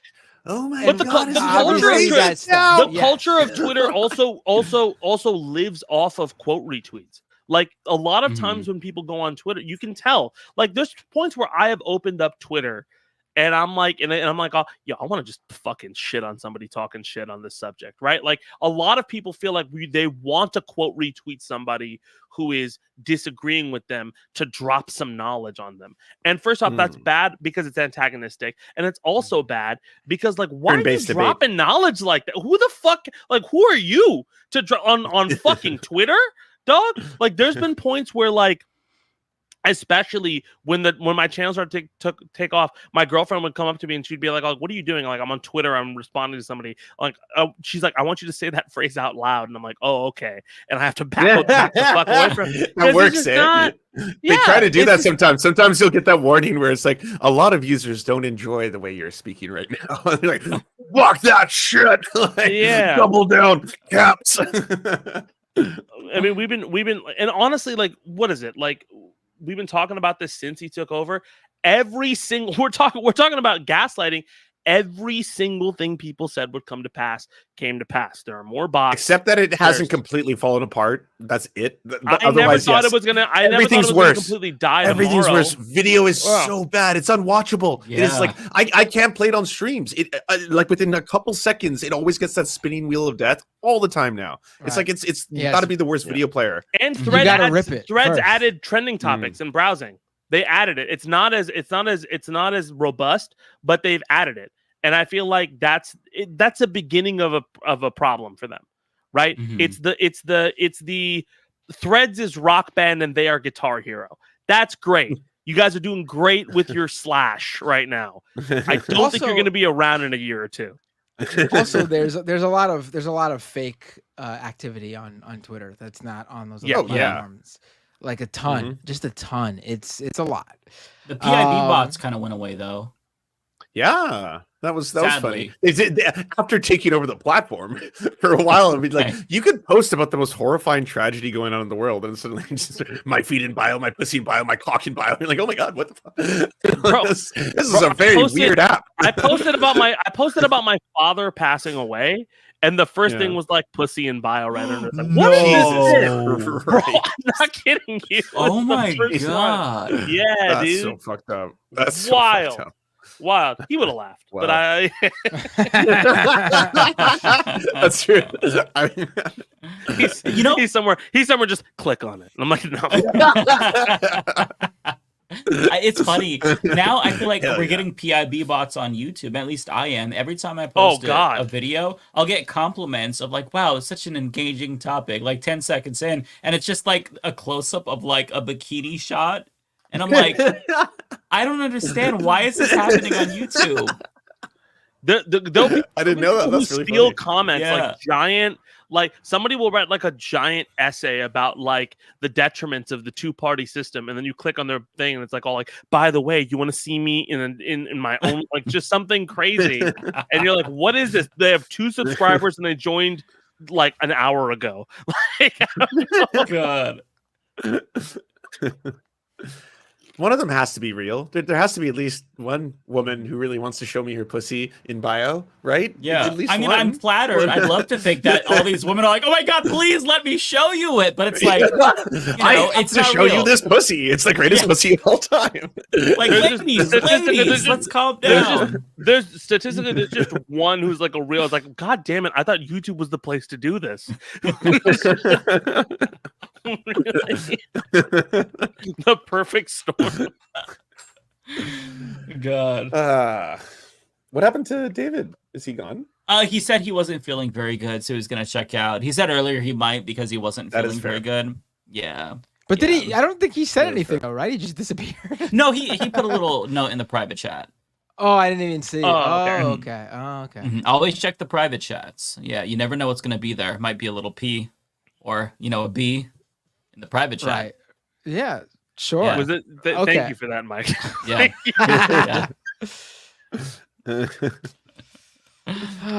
What else? The problem is we did like a speed run. Like, yeah, we definitely should have talked way more about that Trump interview than we did. We spent like 2 minutes on it. I'm down to go back and talk about the dumpster. I mean, I'd be down to watch some of the. Have you ever? First off, dumpster fires don't funny. Yeah, dumpster fires don't get less interesting the more they flame on. They just smell. Oh no! Like, it is. Yeah. Oh, it I is. have all It the is. clips. Yeah, it is so funny. Oh yeah, my I'll pull it God. up. I did a video on this, so I have all the clips like. Oh, in you order do? in the Oh, I didn't video. know. So let's start with the I'll pull it up. Okay, let's start with the first question. Then let's go to him claiming that Kamala isn't really black, and then let's go to the clip doing the one drop rule. Right, and then there was the clip I was trying to find before which was about JD Vance and whether he's ready. But we need the part before with the question. I just want to preface by saying that, like, when Joe Biden was in the worst of the worst, and when he was basically, I think it was during the BET interview, I remember thinking to myself at some point or another, this dude is going to drop some weird old-timey esoteric slur, because he's a racist, right? Joe Biden, 1994 crime bill. He's reverting to that kind of old, like, super predator shit in his own mind, but he doesn't know it. So I'm like, he's going to do something. He's going to say something, like, he's going to say a slur that we don't know, that we have to Google. And we're like, oh my God, ew. Something like that is going to happen. And so I was really scared about that. So I'm so happy they took him out. And now it's so profound how much, like, Trump is doing the same thing, right? Like, this is the guy who took out a newspaper ad for the Central Park 5. His brain is molding into goo. And he's just like, he has no other, like, he doesn't have another speed, essentially, except like attack, attack. Anyone who says anything bad about me, attack. I don't care. Fuck you. Well, and keep in mind that people were saying that this was a really hostile interview. She starts out by quoting him.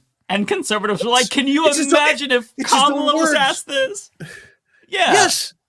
Unbelievable. No, again, like, you can just see like the patience of black women who are consistently like condescended towards, told that like, oh, you're too loud, oh, you're too blah blah blah, all this kind of shit, and just like being so calm, collected, and doing journalism. It was journalism. Like, this is what you should do. You are across from the fascists. Also, it's your opportunity, But also, if you're like, I just don't understand like the idea of like people not understanding that if you're in that job, like that's like 95% of your job is taking hard questions. Mm-hmm. Like it's 95% of like, listen, like whenever you have like Biden has lost his job because he couldn't take hard questions.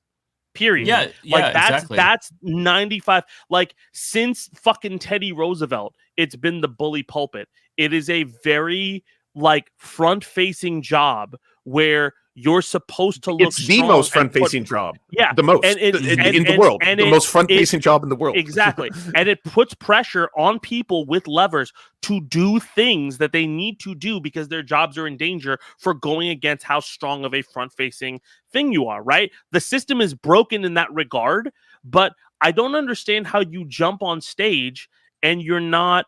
Like, I get the Roy Cohn-ness of it all, of like just deny. But at a certain point, if your goal is to project strength, you just look like a bitch, dude. Like it just looks. Who refuses to debate? It looks like a bitch, and I'll bring it back. Not to bring it back again to the not like us thing, but like look at other figures who have done this. Look at fucking DJ Academics, who fucking like he's known as a glazer. Because of the way he just goes and figures, like he just can't take a hit. Like you look bad. And it was really funny that he was invoked in the beef too. I love that. Just watching him react to hearing his name. Yeah. He's like, wait, what the fuck? Yeah. Like let's just be very real. Ben Shapiro is the DJ Academics of the Trump world, right? Like let's just be very real of that. I like that. Yeah. That. I got no idea what any of this means. It's like this is all gibberish to me, but entertaining gibberish. Have you not looked at any of that beef? It was explained to me. He's rock and metal. Bender, I am so mad at you. I want to start. You need to do this. Like, okay, first off, this is home. I think me and Mike are the hip-hop to shame Bender into doing this. All right, this I needs to be your homework. Don't care about this beef. I don't care if you don't care. Yeah, it's important. You're an American cultural critic. You need to know this. This one is.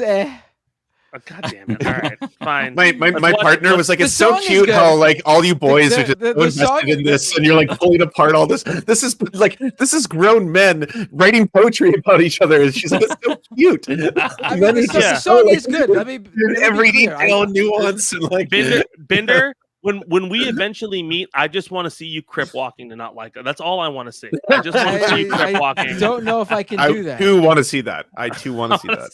Yes. Break the internet. The Bender crip walk. The Bender walk. Bind walking. Bind walking. Oh, I like that. I should create my own. Yeah. You should. Yes, it probably will not look like what you want me to do, so it will need to be called something different. It'll be Bender. It'll be Bender with an SM7B in his hand, just talking about. The Twitter API is terrible, and I feel like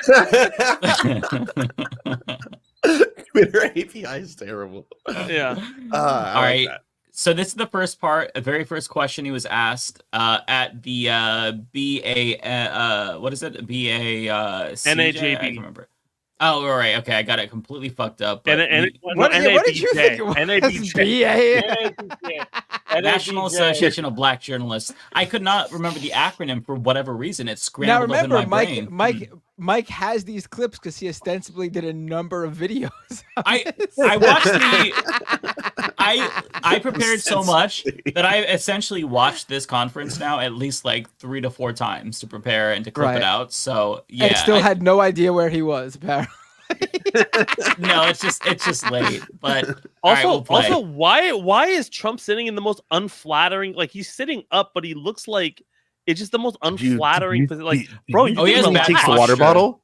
He gets so mad that he takes her water bottle and starts twisting the cap and shit. Like it's really I didn't notice that behavior. When I watched it. Yeah, until somebody else pointed out. That was really weird. Oh yeah, I didn't notice that either. Yeah, I don't know if it's in here because I'm not sure where it is. But this is the first part. I want to start by addressing the elephant in the room, sir. A lot of people did not think it was appropriate for you to be here today. You have pushed false claims about some of your rivals, from Nikki Haley to former President Barack Obama, saying that they were not born in the United States, which is not true. You have told 4 congresswomen of color who were American citizens to go back to where they came from. You have used words like animal and rabid to describe black district attorneys. You've attacked black journalists, calling them a loser, saying the questions that they ask are, quote, stupid and racist. You've had dinner with a white supremacist at your Mar-a-Lago resort. So my question, sir, now that you are asking black supporters to vote for you, why should black voters trust you after you have used language like that? Okay, so we get to his answer. Whose channel is this?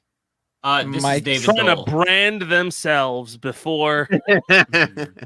Oh yeah, yeah. That was the Humanist Report, and asking Trump that question. Obviously, yeah. All right. His salty ass response is still so shocking. Like it's not shocking because it's Donald Trump, but you just think that he'd have at least a little bit less hubris.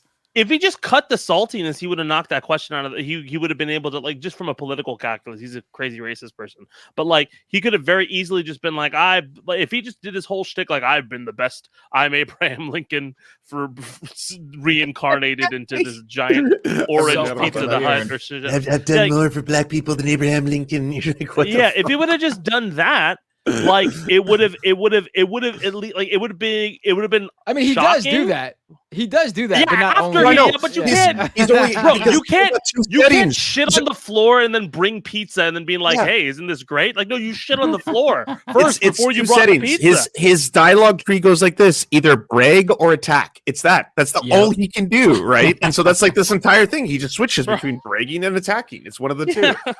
Like, I love how this first part is so bad, but like somehow it gets even worse after this, which is mind-blowing to me.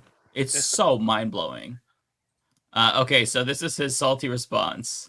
Well, I don't think I've ever been asked a question so in such a horrible manner. First question. You don't even say hello, how are you? Are you with ABC? Of 1,000 N-words. Fake news network, a terrible 1,000 N-words. How could you? I think it's disgraceful that I came here in good spirit. I love the black population of this country. I've done so much for the black population of this country, including employment, including opportunity zones with Senator Tim Scott of South Carolina. I think it's a very rude introduction. I don't know exactly why you would do something like that. And let me go a step further.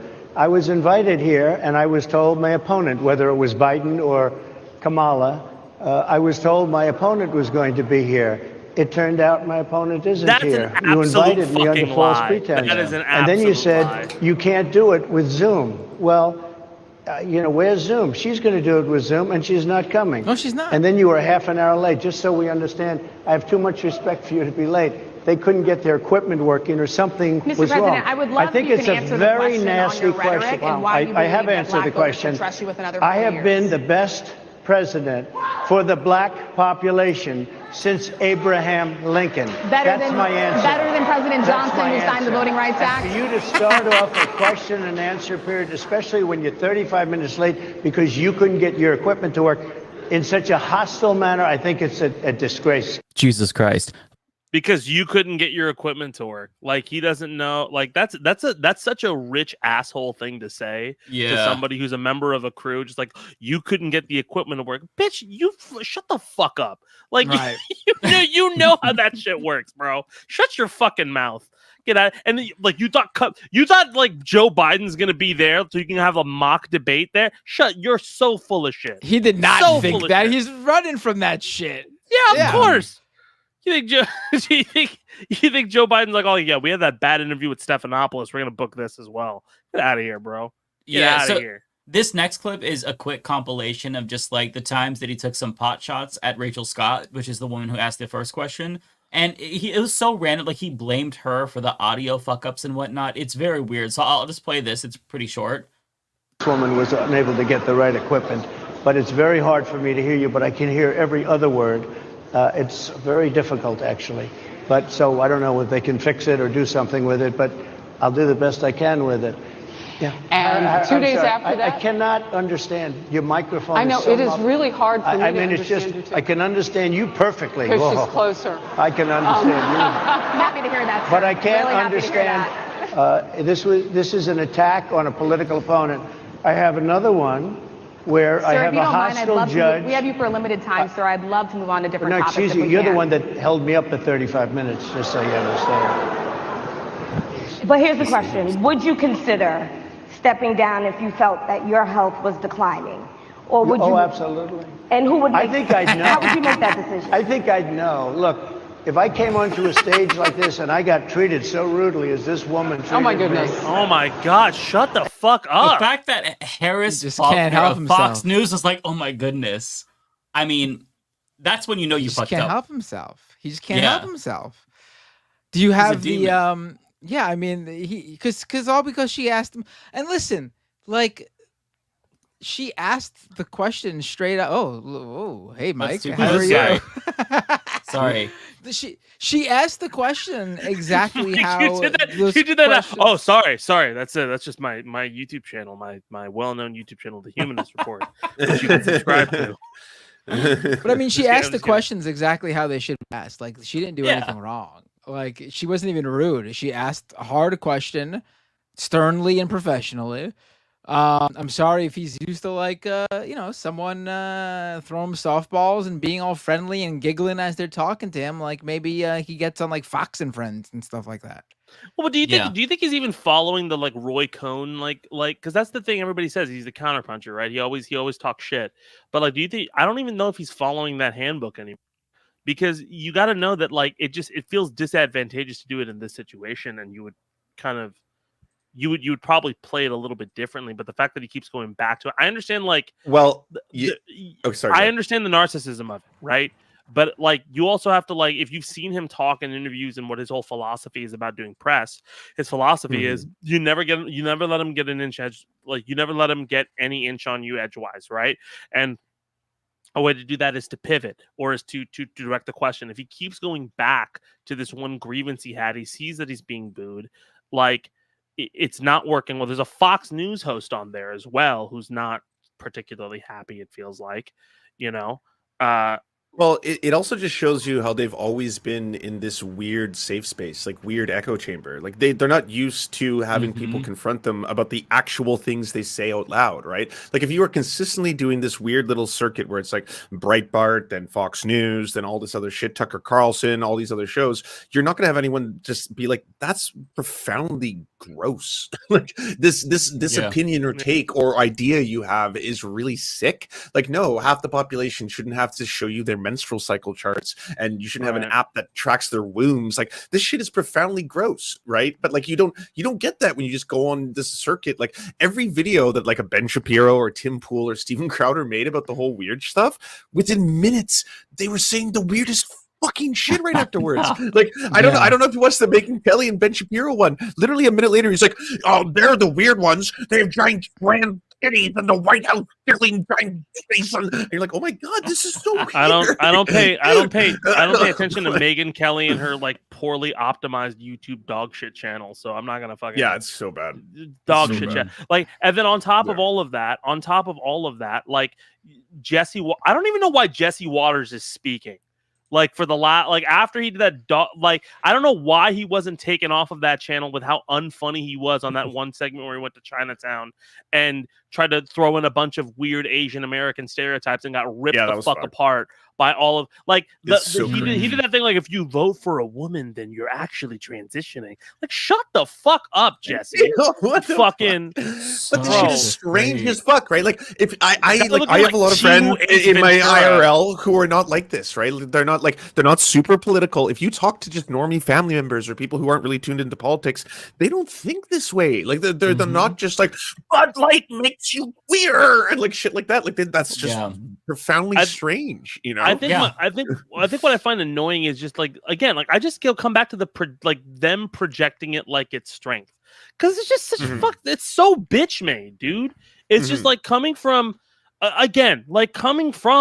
like hip hop and other shit where like your reputation is on the line and you are talking shit to destroy somebody else's career and watching people get so fucking bent out of shape over fucking like, hey, you said these things, defend it. Like, what are you doing?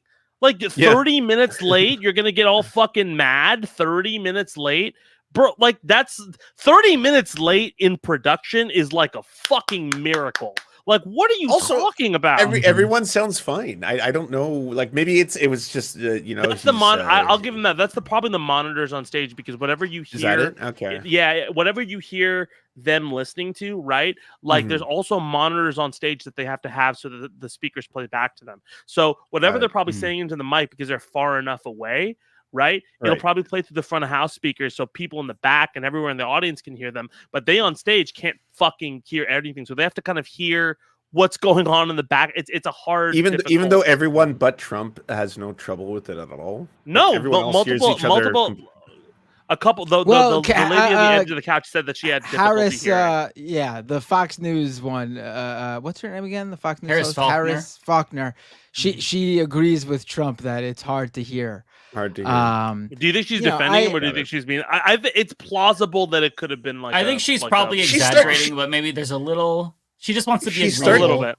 She started out kind of giving him softballs, but as it goes on, because he's just being so profoundly strange and racist, like eventually it got to a point where I think everyone roasts him. Like by the end of it, I was like, everyone is lighting. She asked some pretty pointed questions, like about JD Vance, and you know, she for the most part she wasn't her typical Fox News self. She had the kid gloves on, right? But she still was trying to like get him to answer questions that he obviously didn't want to answer. This next part, by the way, so this is when this is the worst part of the whole interview, where he talks about Kamala not being black, and then he went on Truth Social and doubled down and shared a video of her with Mindy Kaling, and they're doing some South Indian recipe. That's why Charlie Kirk and everyone else is showing that video.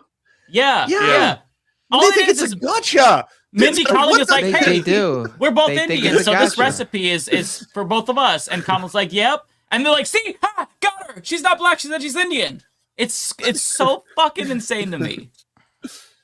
Yeah, it's weird. I had no idea that this was a thing. I was seeing posts where a guy was talking about. He's like, it's really strange that she speaks differently when she speaks to different crowds. I was like, is this baby's first code switching? Yeah, like, what's going on? Like, what's going on? honestly, like with this whole thing of them like saying that she's not black, I honestly can't help but hear it in like the Borat voice, like them going up to her and being like, you are black. Well, I think the actual quote that he said is that she turned black. Like he actually says this. So I'll play this. There's a lot to this, but I think this one is like the worst part. So we have to at least watch this. Have labeled Vice President Kamala Harris, who is the first Black and Asian American woman to serve as vice president and be on a major party ticket, as a DEI hire. Is that acceptable language to you? Can you tell those Republicans and those supporters to stop it? How do you define DEI? Go ahead. How do you define diversity, equity, inclusion? Okay, yeah, go ahead. Is that what your definition? That is Give me a definition. I was like, give me a definition. Sir, I'm asking you again. This is because you're in an echo chamber. Like if you talk like other people don't think it's the N-word, right? But if you only hang out in the right wing where they all think it's the N-word, it's a substitute for thing I don't like, then yeah, you're gonna talk like this. But normal people are like, wait, what? That's the literal definition. I mean, it seems like they forgot that it actually is an acronym that stands for something. Like it actually has a big. Like he asked her, "What do you?" And she answered it very easily. And then he's like, "Well, it's the definition." Yeah. Oh, he thinks DEI. Literally, DEI is a verb. Like day is a verb. Yeah. He thought it was a gotcha. He's like, oh yeah, well, let's see you define DEI. Yeah. You got me, sir. That's what she expected. I just, oh man, I love how she's like, that's the literal definition. My grandpa's deck has no pathetic cards, Kaiba. Just racism. This shit is still wild to me after watching this so many times. All right, here's the second part where it gets way worse. Wow. No, you have to define it for me. If you I just defined it, sir. Do you believe that Vice President Kamala Harris is only on the ticket because she is a black woman? Well, I can say no. I think it's maybe a little bit different. So I've known her a long time indirectly, not directly very much, and she was always of Indian heritage, and she was only promoting Indian heritage. I didn't know she was black until a number of years ago when she happened to turn black, and now she wants to be known as black. So I don't know, is she Indian or is she black? She is always identified as a black woman. I respect either one. I respect either one, but she obviously doesn't, because she was Indian all the way, and then all of a sudden she made a turn, and she became all the way. Come on, now do you see it? Now do you see that this was worse? Somebody should look into that too when you ask. Continue in a very hostile, nasty tone. It's a direct question, sir. Do you believe that Vice President Kamala Harris is a DEI hire? He's like, did you all see what's her face? Laura Loomer was doing the birth certificate, posted their shit. There is nothing here to indicate someone could be African or black. And I was like, in the thing that you just posted, Jamaican father, right there. I think he thinks a mixed race like a. I think he thinks a mixed race like a talent tree. Like when you're born, you have to select the talent tree. Yes. To what build you want. Character select. Yeah. Your attribute settings. Like yes, +5. Like what are you doing? What are we doing here? Have you all just learned for the first time what multiracial is? You complain about this shit all the time. You're always complaining about it, and you don't even know what it is. Well, here's the other thing. Like I don't even think that I think the cartoonish racism is one thing, but also the way that he tried to throw that attack out with I've known it it just that seems like they tried to workshop that. Like that seemed like a plan of attack. I don't know who the fuck is on his team, but bro, MAGA. That's some severe, just MAGA. Yeah, that's the only people who don't see this as profoundly racist and strange is MAGA. Like old white dude being like, "You're not black. She's not black." Like what the fuck?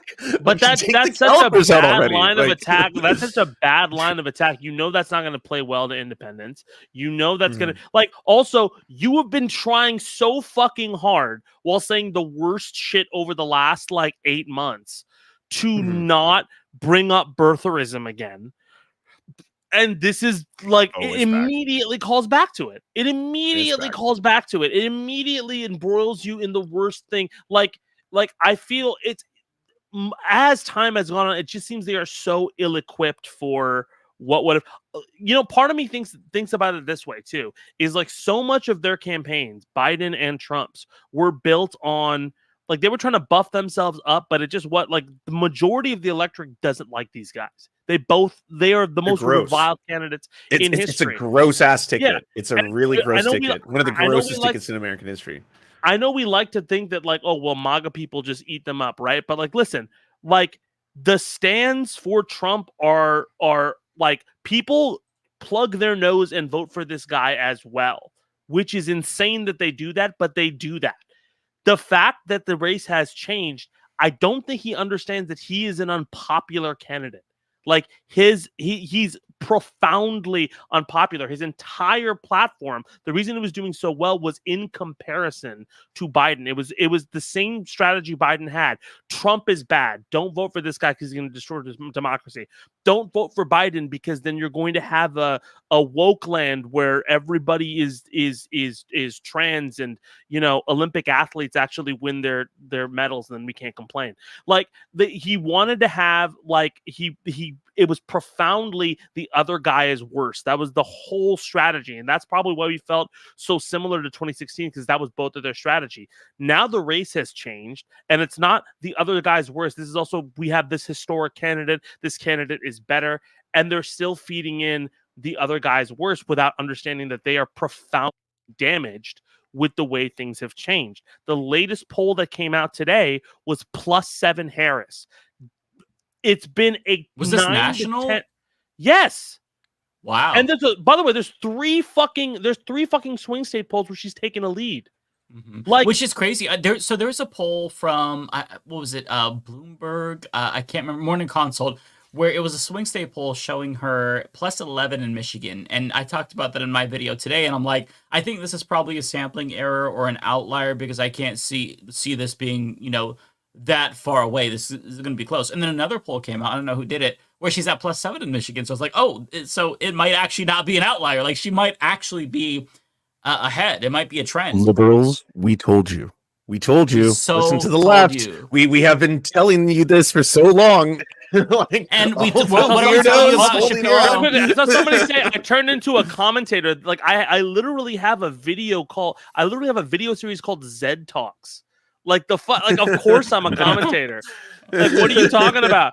Like, I'll give you the news and I'll give you commentary too. Zed? Why are you bringing politics into this? Yeah, you're probably more knee deep in the news than us because not only do you see the news and read the news, you have to write songs about the news, which is infinitely more difficult. Bro, I'm trying to and I try to be look, even if you take my opinions and what I feel is right or wrong out of it, this is what the race is. That's objectively what it is. Literally, the race has been about who is more negative from jump since August of 2023. It's not about that anymore. If Donald Trump would have came out to the NABJ and would have been like, hey, I am the greatest, I'm like the Bill Clinton strategy. I'm actually the first black president, even though it's a really fucking racist thing to say, right? I've done more for this community for this reason. They love me here, blah, blah, blah, blah. Tons of people would have disputed it. Tons of people would have said some shit about it, but it goes with his tone. He would not have, he just didn't need to flub that. He just needed to have that as like a little sign tent post that he's showing up and not being crazy. That's all he has to do.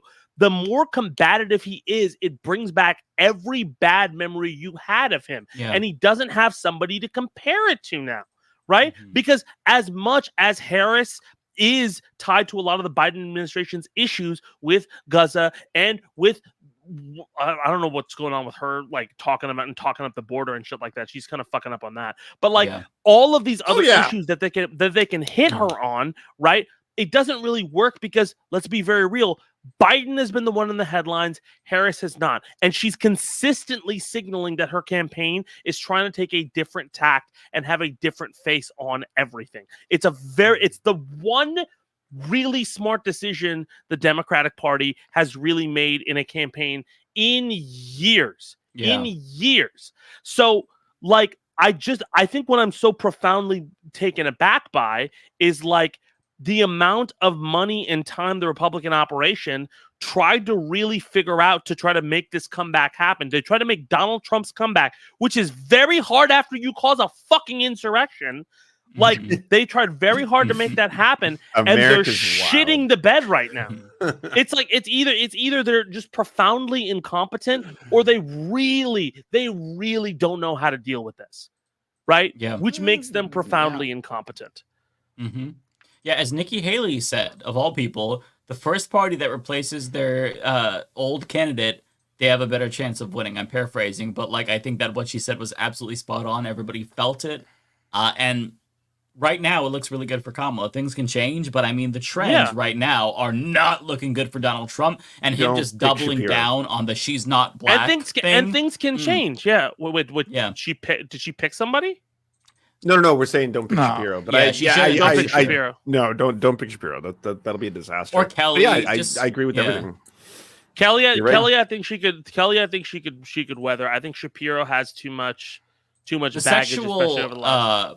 Cover up, like the allegations. That is going to be the biggest albatross. You also lose the uncommitted voters. You lose all the uncommitted voters immediately if you pick Shapiro. Yeah, you can't. You can't have someone comparing Palestinian protests to the KKK. That's Bashir is also really strong. Bashir, I think what's wrong. I think also like also there was something about Tim Walz also having some issues with like the way he handled protesters and everything like that in general. I think in general like it's more than.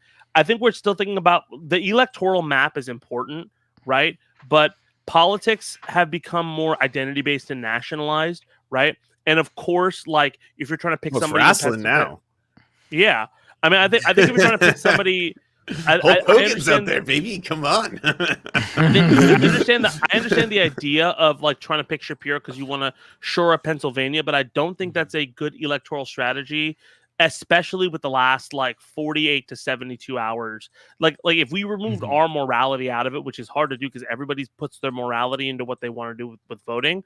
But like even if you removed your morality out of it, it's just a bad strategic pick, right? Yeah. You know, it's not going to give you the 3 to 4 points you need, like in a meaningful way, and then you have to go back through the Sun Belt to make it happen, right? Yeah, she you can want to win be able to control the news cycle without him. That's like you can't just you know, I get it, it's a lot of electoral votes like 1920. I get that that's important, but there's so much that you're losing, so much that you risk losing in picking somebody like that. So we find out on Tuesday. You have a different coalition too. You have a different coalition than Biden does. Like it's becoming more and more apparent how much your coalition is getting reactivated over the last, and then also it like I think the biggest thing also is like you're getting the Biden voters to come onto your board. The biggest issue they've had, and we were talking about the TikTok like fight between leftists and everybody like that. The biggest thing that signals is it keeps you want to control the news cycle for the next fucking 100 days, right? Like the biggest advantage you got by switching people out was that now all of the news is who's going to be your VP. What's Kamala going to do before? Everyone forgot about the assassination. That's one of the most batshit assassination attempts in world history. They're so pissed. They're so pissed. People moved on from it. They're so angry. And then also you have a convention coming up, right? If your convention is like it just needs to be like stress free. I'm not gonna like I worry about like Shapiro being picked and everything like that, but like she has advantages. I think that she can possibly, but it's just not a good idea, especially in the last few days with the amount of information that's come out, the amount of stuff that's come out against him. You know, like it just doesn't work. Part of me thinks that her team is going, you need to pick this because it's an electoral advantage. And part of me also thinks that they're having other people in their back pocket because they want to see how things play. I also I don't think X is the best indicator like for public opinion just in general, even though we like to think it is because everybody it's a bad indicator for public opinion because everybody Hitler's bunker. That's what it is. Well, I think that like it sounds silly, but like Lance had a really good point about how, you know, if you pick somebody that kind of I think takes the Walz wind is out great. of the sails of young people who are shitposting online, that you're losing a lot. Like people don't understand how much momentum organic young people memes, can create that is organically. billions of dollars. Yeah, you billions want of the dollars shitposters. worth of TikTok. Yes. Oh my Yeah. God. Have you looked at TikTok for 2 seconds? And they have, by the way. This is the reason you're seeing the Brat Summer. Like it doesn't appeal to me at all, but like this shit is actually clever. Like right now, and fucking like Mike, I don't know if you've been like Pride is going on right here right now. So like the gays in Canada are all about the like fucking the Harris campaign. Like they are so excited, right? Like it's just like it's outrageous. So I was like, there's this new energy to the whole thing. do not shit on that. Like that. Yeah. That again it's You cannot underestimate that. No. I mean, people don't understand. Like, if you go back to 2016, like with the Donald and whatnot, all that energy. Like, even if you hated Donald Trump, you can't deny the energy from people that were shit posting and joking about it and having a good time. Like, those things are very helpful. Like, it's not decisive at the end of the day, but it's just like that extra boost that gets other young people who are, they're not paying attention to politics, but they see the memes and they're like, hey, what's going on? Like, you can't underestimate the value of that. And so, like, she just has so much going for her. And right now, you don't need to kill the momentum, expand it, and that's how you really, like, you could crush it, I'm not saying that if she picked Shapiro, the momentum would die, because like Zeb was saying, like, I think that, like, we're overestimating how much people on Twitter are going to, like, dictate the election. But I mean, still, Shapiro's a bad pick, but like, if you think about the uncommitted movement alone, that's a slap in the face to them. Like, all those people who could be writing for you or could be persuaded, now it's a lot more difficult to get them on board if you pick somebody who said that the he's also a school like voucher KKK. guy too, right? Like, he's shit across the board. Yeah, like, he's pro charter schools. School voucher he's shit. Like, he wants corporate tax cuts. He has an Obama impersonation that's so insufferable. It's so bad. I can't unhear it. Every single time I see clips of him now, all I hear is him doing an Obama impersonation. I'm like, oh my god, I cannot stand that shit. Beto O'Rourke got under my skin. Pete Buttigieg got under my skin. Stop being a swagger jacker. Come up with your own persona. I hate the fake Obama bullshit. Yeah. The Obama impersonation is so cringe. I think the other thing about, oh my god, I just completely forgot. I had a really good point and I completely forgot it. You were talking about, what were you saying, Mike? You were saying about before about Shapiro and I think the thing about it too is like it's not necessarily that she'll like it's the momentum that you get. There's a famous photograph like that I think everybody here has seen in 2008 of Obama at an Ohio rally, right? The photograph went wild online at the time in MySpace or whatever the fuck you were on, like, back in the day. Whatever right? Yeah. I'm old as fuck, bro. I think it was MySpace back then. Oh, we're all. Yeah, it was MySpace. Yeah. My beard dye is going wild right now. So, like, I think something that people don't remember is like when that. Wait, was that again? What? Do you use ICQ? Did any of you use ICQ? Am I the only one? ICQ, the chat thing. I remember ICQ. That's back in the. I'm MIRC AIM guy, but like pretty much what ended up happening was as soon as that it was basically Obama at a rally, and there was like it was in Ohio, and it was just fucking a sea of people, and I remember that happening, and people said like this is getting wild, like this is getting crazy, and at that point I just remember being like, oh, he's gonna win this shit, like that's just it's over, like how the fuck are you gonna how do you compete with that? How do you deal with that, right? And like Donald Trump can brag about his rallies, but like that was like a fucking checkmate kind of move. Like, okay, something is going crazy, and then you started seeing people like, oh, I want to be part of something historic. I want to vote this person in, and that became the conversation. Hillary Clinton never hit those heights where you're selling out all of Ohio because there were so many reservations that she had that she didn't adequately push off, and part of me thinks that that's where this is trending towards for Kamala, right? I think Trump wants that enthusiasm, and that's what he always wants to kind of like, because he has this chip on his shoulder because he's so mad at fucking Obama for all these years. And I think he needs pardons now too. Let's be clear. Like, the guy needs it. He's going to be sentenced. Like, we forget about that, but a judge is going to sentence him to something. These 37 counts or whatever. That's coming. Doesn't the Supreme Court decision undercut that technically? Well, like there's still what delayed it. Which one? Case? Well, I was going to say the one that gives him superpowers. Yeah, the one that makes the one that makes him find the Infinity Gauntlet, and then he can snap his fingers, and Robert Downey Jr. comes back as new. Yeah, and the one where he was convicted already isn't necessarily germane to that. So I mean, it was delayed just to kind of be a little bit more scrupulous, but he's still going to be sentenced in September, and we don't know if that's community service or prison. But I mean, it's still he needs that pardon. He needs to win for his own ass. Do you guys think that if Trump had dropped out? Do you guys think that if Trump had dropped out instead, and we gotta like. Do you think it would have been the reverse if we got like let's say JD Vance, let's say JD Vance stepped up to the plate. And and he's the. Do you think that he would have had the momentum? Do you think it's a young thing, or do you think it's Kamala herself? It's probably both. I think that people didn't really have people didn't really know Kamala. They just had like this negative opinion of her. Yeah. She was hidden away. They just heard attacks. But now that she's speaking, people are rethinking Kamala. Like those opinions were not set in stone. They're just like, actually.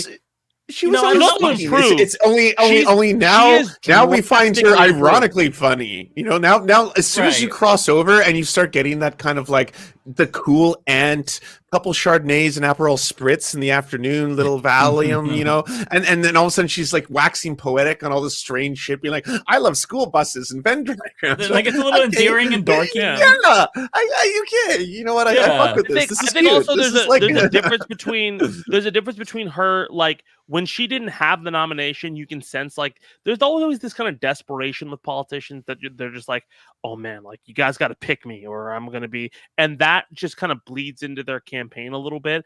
I think that like if you notice, like Pete Buttigieg was doing so well when the Democratic primary was going on, and then as time went on, he just became more and more insufferable with the way he pivoted, like to more of the sense, like it became worse and worse.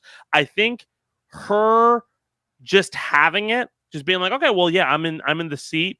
She's a little bit more free to be like, okay, let me just shape this, because she seems more at ease with the way she's speaking and the way she's doing things. Yeah, she's really found her than like she mojo. ever did. It was a lot for like she had that one moment in the first debate where she called out Joe Biden for being racist and then was like, I'm gonna be your VP, bro. But like I think the first debate, like she had that strong thing, and then she came up in the polls. She went down in the polls because that's how fucking primaries work, because they're dumb. They're necessary, but like the way fucking horse races and shit like that work in general. And also there was like 35 people running too, so it was very hard to maintain a lead. Oh man, that was wild. There was multiple nights with like, all right, we have the B team coming up. So the B team debates, because there would be so many people. There's like just too many people ready. Like everyone wants to be president right now. You saw the LeBron James of the Democratic Party. Now wait for the Bronny James of the Democratic Party, averaging 2 points a game, and his father brought him here. I think that the thing with Kamala is that she's always had fairly good political instincts. Like she has one of the most progressive voting records as a senator. And when she was running, she was very progressive the first time. She supported Medicare for All. The problem is that she doesn't stick to her guns. Like she ran away from Medicare for All. And that's when her campaign started to kind of collapse, where she's like, actually, I don't want to get rid of private insurance. And then towards the end, like this tells me she can be bullied. We can bully her, which is a good thing. But like before she dropped out, then she was, the last debate, she was pressuring Elizabeth Warren about trying to get her to agree to like ban Trump from Twitter. And it's like, bro, what the fuck happened here? So she has talent, and she has good political instincts. Now it's just a matter of like her trusting her instincts and not trying to like listen to the consultants and the strategists. Like, don't overthink it, just be yourself. And I think that the reason why she's doing so much better now is because she's just like letting her hair down and being herself, and she's way more likable than other politicians because she just seems like free and fun and pretty endearing. Like I hate the whole cliche about a politician you want to have a beer with, but like, she's a politician you want to have a beer with. She's the fun aunt. So that's why I think it's Kamala, and it's also just like the savior, because it's not Biden, it's not the old dude. So it's a little bit of both to your question, Ed. No, for sure. And I think also the marketing side of things, like if you're looking at like, just because elections are just giant fucking marketing popularity contests, right? I think if you're looking at the way it is, like a lot of people have tried to market the idea of like, okay, well, you have the city voters versus the rural voters, and the rural voters, especially in the last few cycles, like white white non-college educated voters have made huge strides in significance. And now that the coalitions are changing and everything like that, I think a lot of people feel like, oh, well, the internet momentum is not real. to be fair, I think we talked about how X is not like really indicative of people. But what I think is interesting about specifically social media platforms and memeing and all of those kind of things, which the Trump campaign figured out, and I think the Harris campaign is figuring out a little bit more, and Biden kind of figured out with the Dark Brandon thing, is that you're not going to have an immediate effect by playing into this kind of stuff, but you will have a long-term effect if you play into it. So like Brat Summer, not everybody is a Charlie XCX fan, but when they just hear it from the side that something is happening, they'll jump onto it and they'll be more akin and more receptive to it as time goes on, right? And if people think a party is happening and they're not a part of it, like everybody's having fun somewhere and they're not a part of it, they feel more gravitated to try to find out and investigate it and become a part of it. Like, so not everybody's gonna see your meme on Twitter,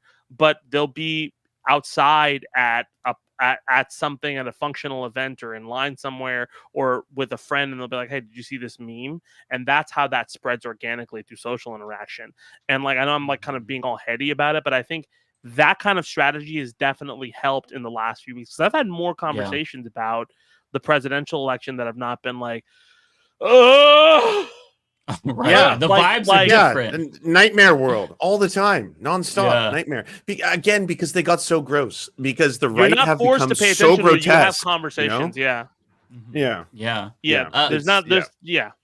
I was gonna say, so it's 7:45. We should probably get the super chats, but before we do, 7:45. You over there on the West Coast. Well, 7:45 / whatever it is, where do you on live, the other side of the country. Hey, Mike. I'm in New York. Fucking loving You're in New York? Life. Bender. The next time we have a fighting game tournament, like in New York or Chicago, take a train and I will get you in and you can come hang out with us, and I'll fucking like any of you guys are invited if you want to come through. And I want to hang out IRL. I love IRL shit. Yeah, I'm a grass toucher. I love to touch the grass. Oh, that's lovely. So we have Combo Breaker is in Chicago during Memorial Day weekend. So if you want to come through, whoa, no way. Yeah, no way. That's like so we can hear Mama Love 8 speak. months away. That's right. Wow. That's right. We're like, so if we're not in a dictatorship and you want to see people play Street Fighter, oh man, it's gonna be a good time. Yep. If we're not in the camps by then, we're gonna be having some fun. Zed, do you want to plug your shit? Where can people find you if they enjoy the sound of your voice? Thank you so much. Thank you guys also for having me. Sorry I rambled a bunch and was all over the place. No, shut up. We love having you, and we love your input and your commentary. Yeah, and we all have ADHD, I appreciate it. So we're fine. Yeah, absolutely. You're in good I company. I actually clinically do have ADHD, so don't worry. You're in good company. Yeah. It's not just the memes. You can find my channel like Zaid Tabani, so just youtube.com/@ZaidTabani, ZaidTabani. You can search Freestyle the News in YouTube. I do a news show every single Sunday where I wrap all of the best news stories, and then I do a little bit of a breakdown right afterwards. I also have another show where I talk about stuff every so often. If you like music and you like fighting games and stuff like that, like Street Fighter and everything like that, I am the music director of Evo. So we just released the new Evo album for the big event that just happened called Rush, the Music of Evo 2024. Oh, you listen to it? Oh, yeah. I see your posts, and I just like I love nerdcore, I love hip hop, and I love video games. So like I fuck with that shit. Yeah. So we did a fucking K-pop song this year too, which is what's crazy. Like it's a bunch of different genres, so it doesn't have to necessarily be rap. If you like rock, if you like Paramore, we have a fucking amazing Paramore-esque song. If you like Ruby, that Rooster Teeth series that unfortunately went away, Casey Lee Williams is on there and she's fucking killing it. So it's a great album. I'm really, really proud of it, even though it took every single ounce of life out of me to make that album. But it's available right now on Spotify and Apple Music and all of that kind of stuff. It's a really good time. I promise you'll have a good time with it. I appreciate you guys for listening to me, and I hope that if you disagreed with me or any of those things, know that I love you, and maybe we can have a Red Bull and talk shit together, because talking shit is fun. Also, whatever you do right now, I know that you go subscribe to my channel, but after you subscribe to my channel, I want you to go to Matt Binder's channel, and I want you to constantly put in the lyrics of "Not Like Us" into every one of his comments, and I need you to let him know this is a deal breaker. You need to follow this beef, Matt. This is important. If you got so much catch up to do.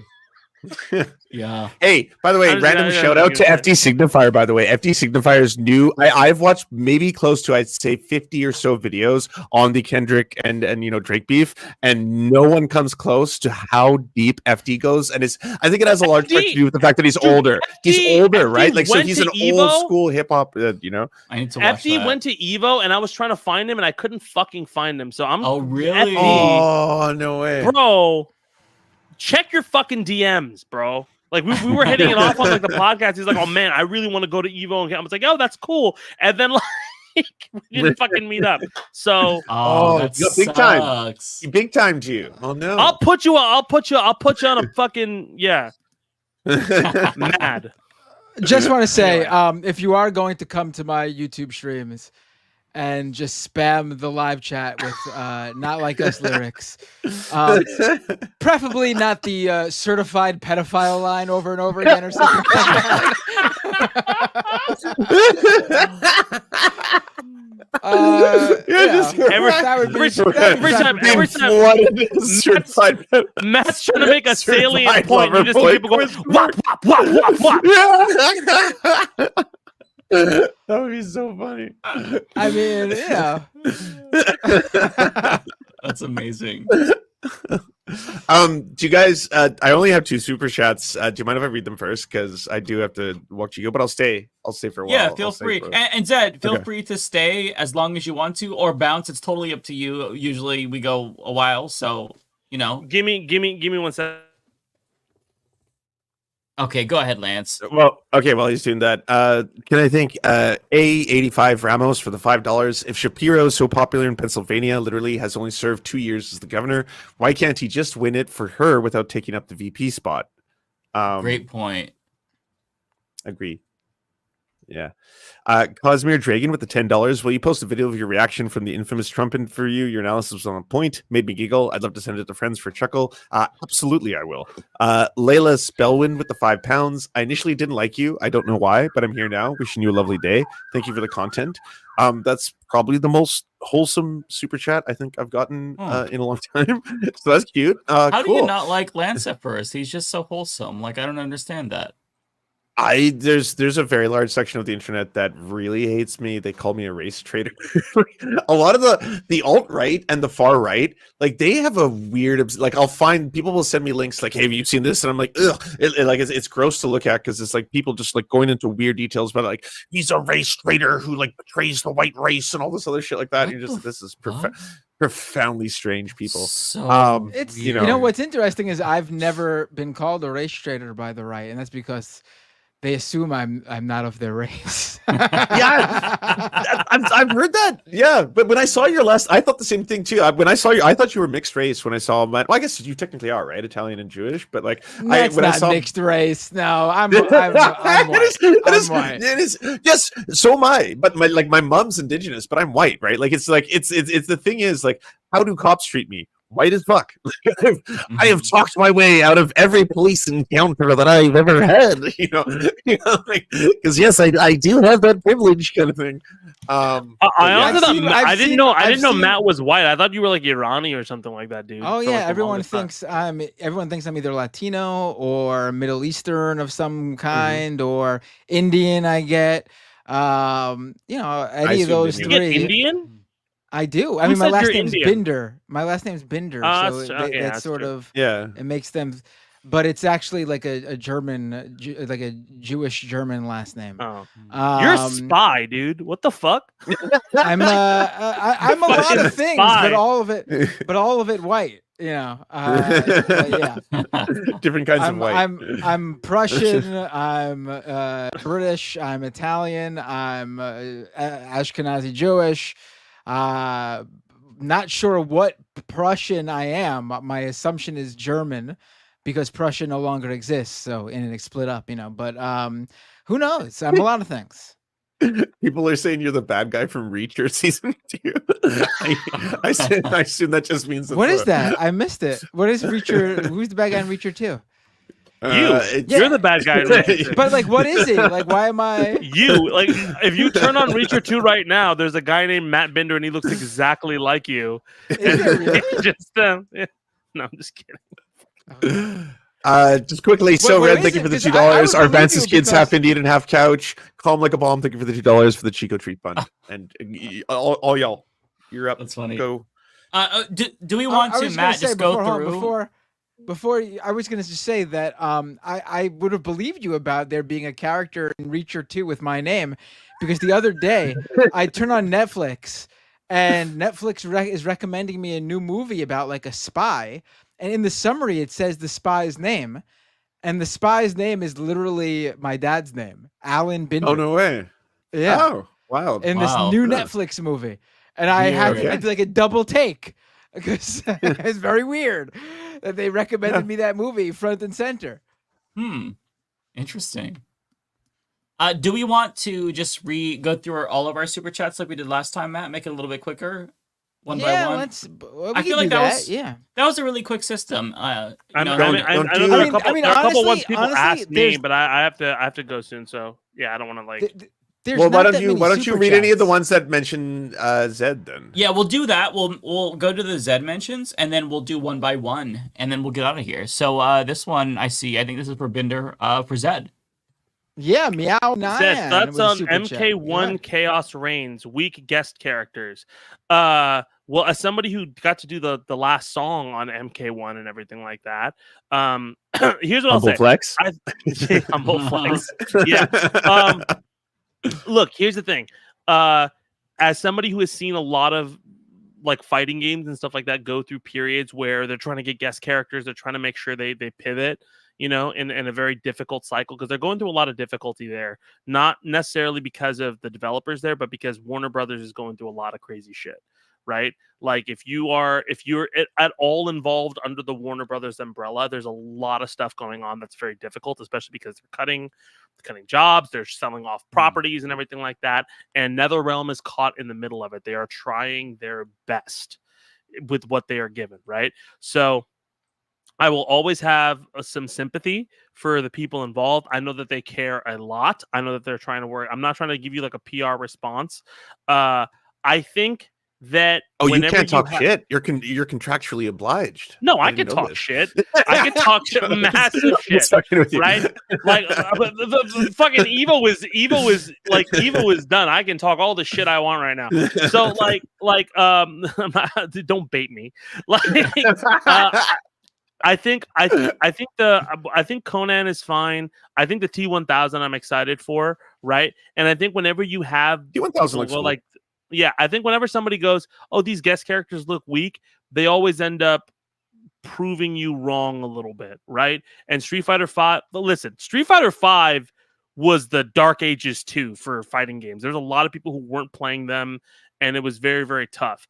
And the fact that they ended up having certain characters that were not exciting to some people, but became exciting later on, should tell you that the developers are listening to people and fans.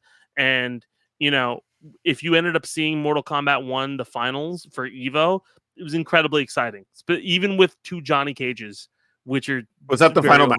Johnny Cages? Yeah, it was Johnny Cage versus. One of those things. It's one of those things when you see like competitive fighting games, and this is something that I haven't talked about as much, but it's like because it's becoming such a job at this point, it's very hard for when a new game comes out for the meta to not be dominated by like 2 or 3 characters. It takes time for games to kind of develop out. So like last year with Street Fighter, there was a lot of Kens, a lot of JPs, and a lot of it was very kind of homogenous with a lot of the character selection.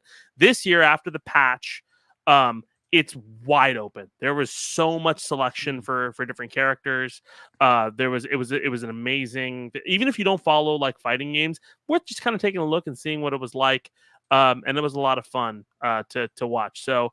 I have the utmost faith, because I think it's going to continue on for a while, MK1 and the way they do it, that it'll turn that ship around. But have a little bit of grace, because whenever you have a fighting game with its 2v2, it's really historically 2v2 fighting games have had a lot of like heat brought on them because of it's just I don't know why, but historically it's just always tough, you know.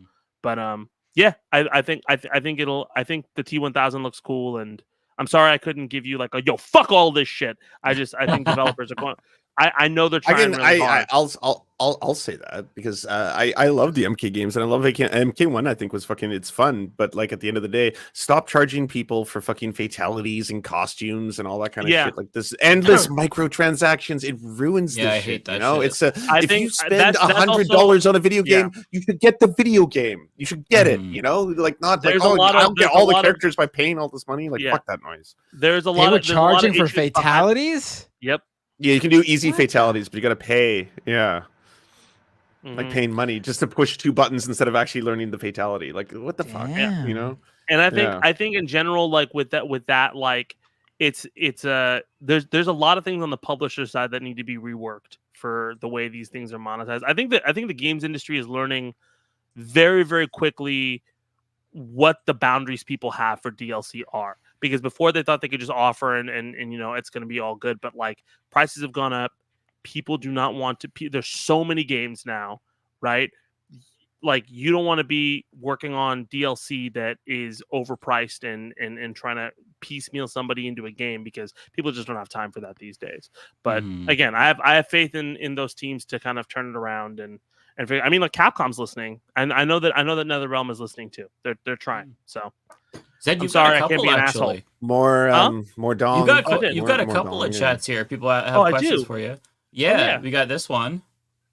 Oh, Zed, loved your Real Folk Blues performance, your Philly D and personal channel. Keep fighting the good fight, man. Thank you so much. If you didn't know, during the pandemic, we did a giant, if you've ever seen Cowboy Bebop, we did a giant cover of Real Folk Blues.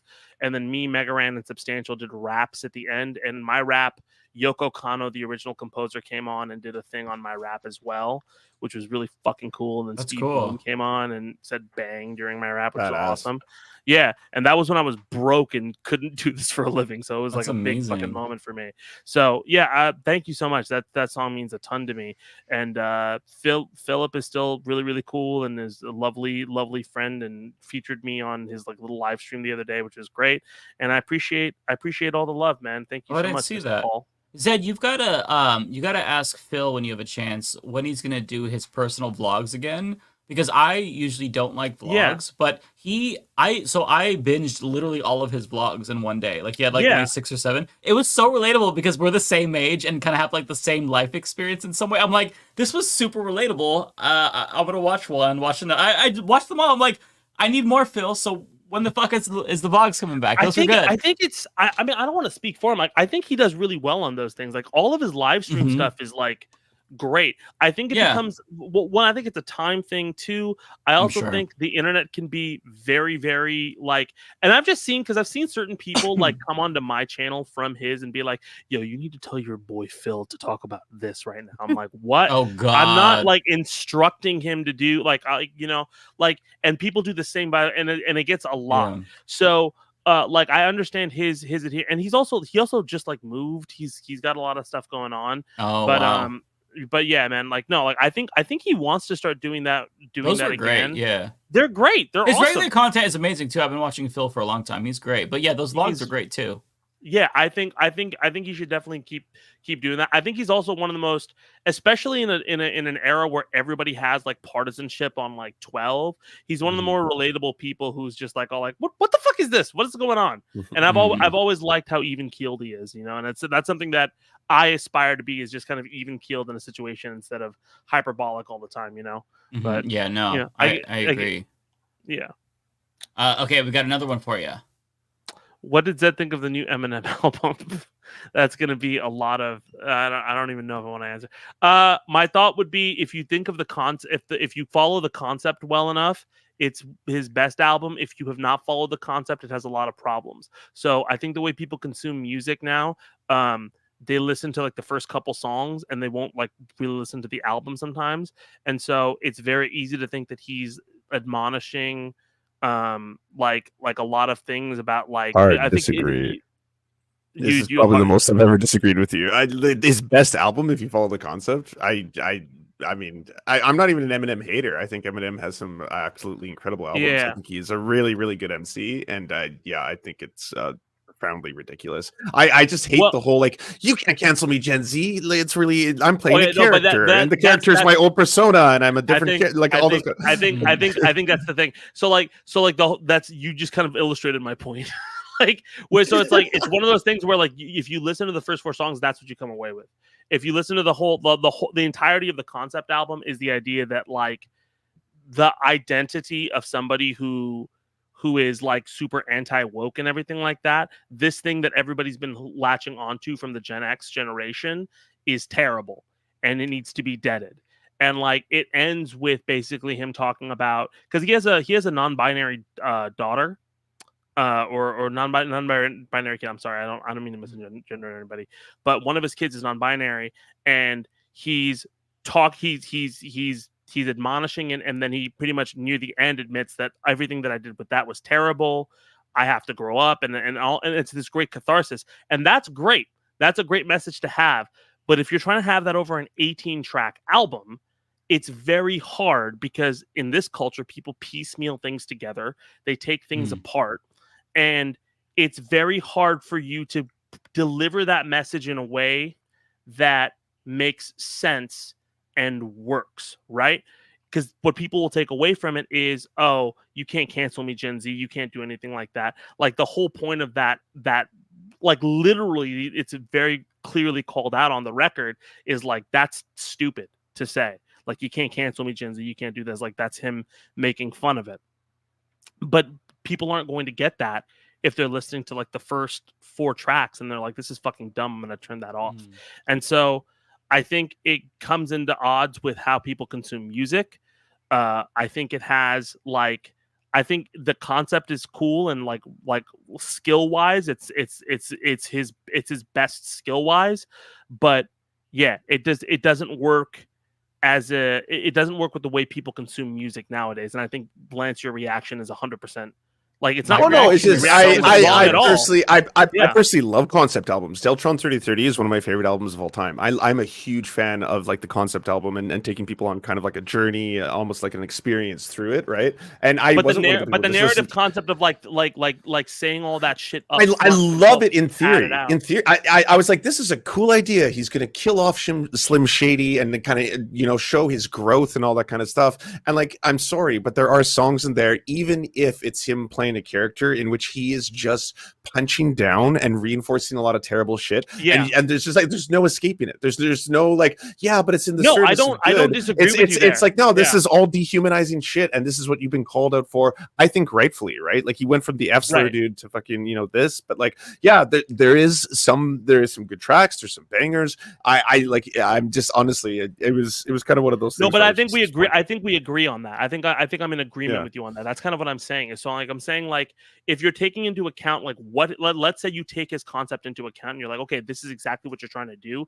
The misfire is the fact that it has to be contextualized with that to get it. And if you don't get the context, then 100% it's just punching down, right? You can't be ironic if you're trying to be ironic and the delivery system isn't understood. That's the problem. Like, we talk a lot about how stand-ups are like, oh, you can't say anything now. You can if people understand the concept of your joke, but if people don't understand the concept of your joke and it just comes across as punching down, you are punching down. You didn't put the things there. You didn't put the setup well enough for people to understand you're being ironic. Or Don Rickles was always ironic, was always the idea like, okay, this is not punching down. You understand the context of everything that's there. But a lot of people these days don't have that, right? What's that fucking guy who did like crowd work, like, and then like shit on his whole audience? Like, he had an audience of women, and then he did this whole the stand-up Matt Rife.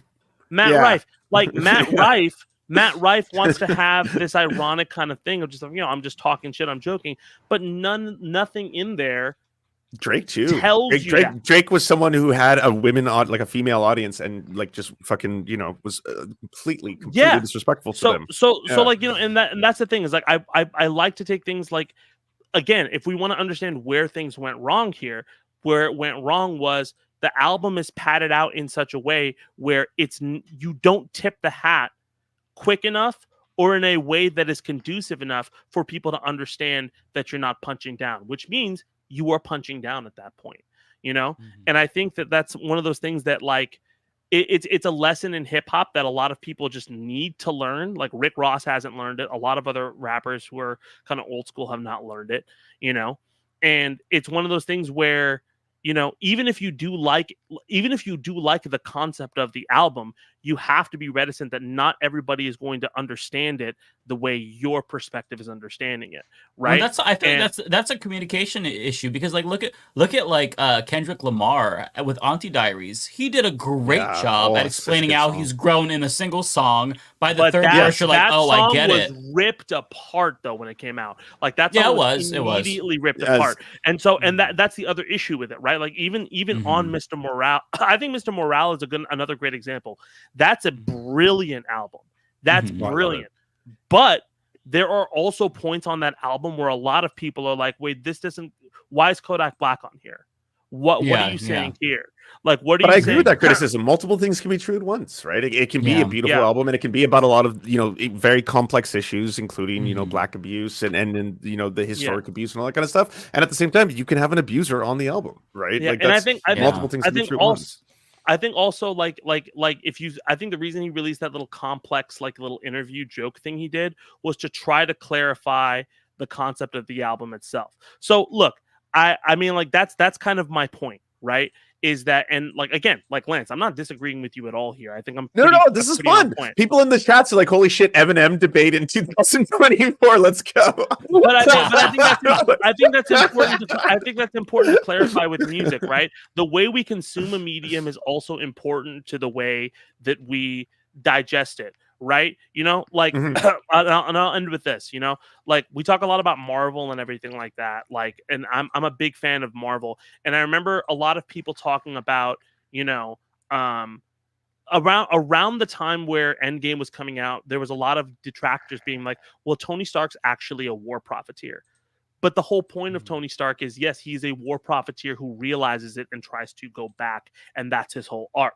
Right, but you can't go back in the comics. I never read the comics. Is he cooler in the comics? Is he more kind of like? Well, he's comics. Comic characters are cool and then they're terrible and then they're cool and then they're terrible. Peter Parker, Spider-Man's the best comic until they retcon everything, and then you have to be like, why the fuck do we have to live with this for 4 years, right? So like, I think there's a lot of things about like comic books that are open and different, and it's hard to understand context, but especially in a world where you're one of the biggest rappers one of the greatest rappers who have ever lived, right? And I think if you're an Eminem fan, you immediately caught the distinction.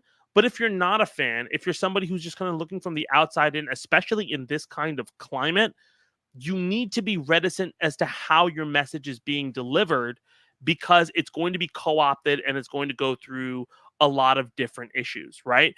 And you're going to be written off. I'm tired of it. I am an Eminem fan. I love the Eminem show. Like I don't mean like that. Right? I don't mean like you're not a fan of his music, but I mean like in the sense that if you're somebody who follows, like if you hear about an Eminem release and you get like, oh my god, I'm excited for an Eminem release, right? If you're somebody who's like following, exactly. Yeah. Like if you follow him closely, then yeah, you got the NFT sales. This became an that NFT also sales. Was ridiculous. That also was ridiculous. But you know what? I've forgiven Snoop. I have not forgiven Eminem. I don't know why. Like Snoop is just like Snoop gets the pass for a lot. He does everything. He's like, he's the Olympics guy. He does porn. He does this. It's just like he's just everything. Yeah. Martha Stewart. He does it all. You know. I've got a soft spot for Snoop. Honestly, he just gets a pass. I love Snoop. I love Snoop to death. But that's my feelings on the album. I did a video on it, but I never dropped it just because I was so fucking tired with Evo stuff that I didn't want to like make the thumbnail and shit like that. But like. But yeah, that's basically my feeling on the album. And I think like again, I'm not trying to like make you like a poster child, Lance, but like that's the example, right? Like you're somebody who felt like this is punching down and everything like that, and that is a completely valid opinion to have, and that's 100% correct, because again, it's on you as the artist to clarify what the context of the thing is. Like as soon as your mic comes on, it's on you.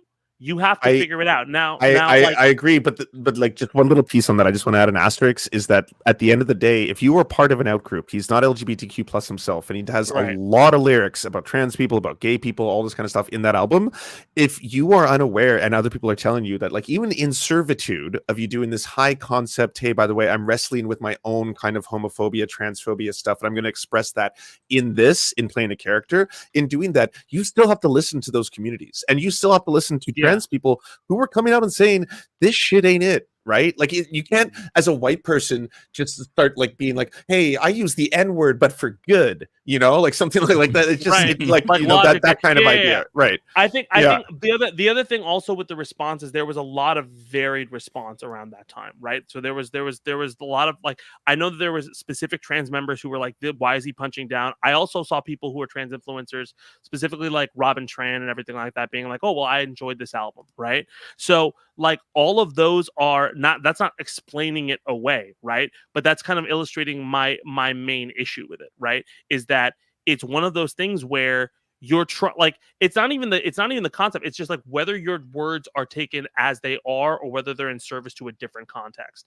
And I don't think that, and I think you're absolutely right. You need to meet with people, but also even if you meet with people and they tell you this is fly, you also have to understand that those people are one sect of it, right? Mm-hmm. Like if I meet with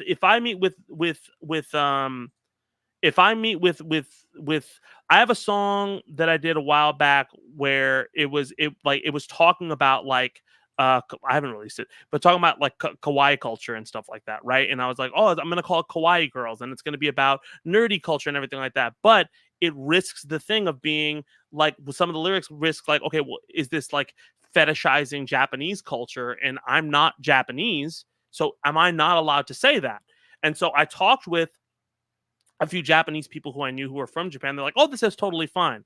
But I still changed certain things because certain Japanese American people who I talked about didn't like it. And they were like, listen, like it's a different culture. People from Japan feel differently and are a little bit more conservative and don't really care. Certain people who are from Japan here have a different context because of the way they're treated in America, right? So you have to look at more than just one subsect group in order to make sure that works. I'm going through a long laundry list of things, but I'm just trying to clarify, like, look, I think you have a valid point, and I think that that's an issue, but like, I'm not trying to explain away his problems on the album. Oh, of course. Like, no. I'm just saying I disagree. It's, we agree to disagree on the Eminem. No, but I'm saying I agree with you.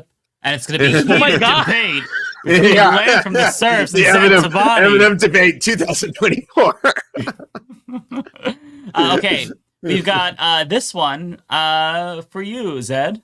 I think it's just an observation. For Zed, what do Elon Musk and Tony Stark have in common? Both are proof that the best thing a billionaire can be is imaginary. Yep, that and Bruce Wayne. I hear the new Bruce Wayne. Thing is the new Batman is very ACAB, so I'm pretty hyped for that. Oh, cool. Batman is Bruce Wayne. What? Wow. What? Batman's always been like, yo, the cops fucking suck.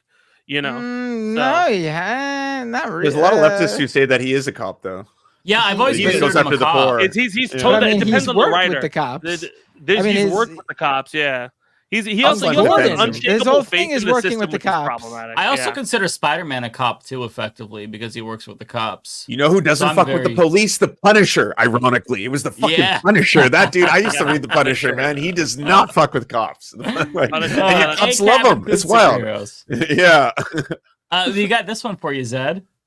Have I met J.M. Crofts? I've not met J.M. Crofts. I would like to meet J.M. Crofts. I know we know a lot of the same mutuals, so one of these days would love to meet him and chat him. I got to meet a lot of people who were in the fighting game YouTube space, like a lot more. I knew a lot of like older players, and then I got to meet a lot of new influencers in the fighting game space. Like if you ever go to Evo, like every single time it's basically just a bunch of people being like, hey, so what are we doing after the convention hall closes? Everyone's like, go to the central bar in the hotel everybody's at, and then everybody's just getting trashed in the middle of the bar. Nice. So so I mean, I'm looking forward to. I would love to, if anybody knows him, hit him up and be like, hey, Zed wants to say hi, and I'll be like, hey, hi. I'd rap and shit, and he'd be like, that's cool, and then we can just stand in a room alone. for no reason. All right, we got this one for you. Zed, if you were live, I'd have super chat. Oh, I keep forgetting to go live on my channel as well. Well, next time we'll have to remind you to connect it before we go. Please, live. I would love to do That'd that. be cool. And that would be great. And everything like that. And last one for you. Oh, cool. To Zed, who do you main in Tekken? To Mike, do you have an audiobook version of your book, perhaps in that Google Books app? I am a basic ass bitch. I main Jin. I play Ryu in every single game. I play Cody in Street Fighter sometimes, but also I like Azucena. But I feel like Azucena is she's still broken. I don't know, but I like playing Jin. I like doing the electric wind godfist whenever I want to, and I like being Harada's favorite sometimes. So that's my fun little thing.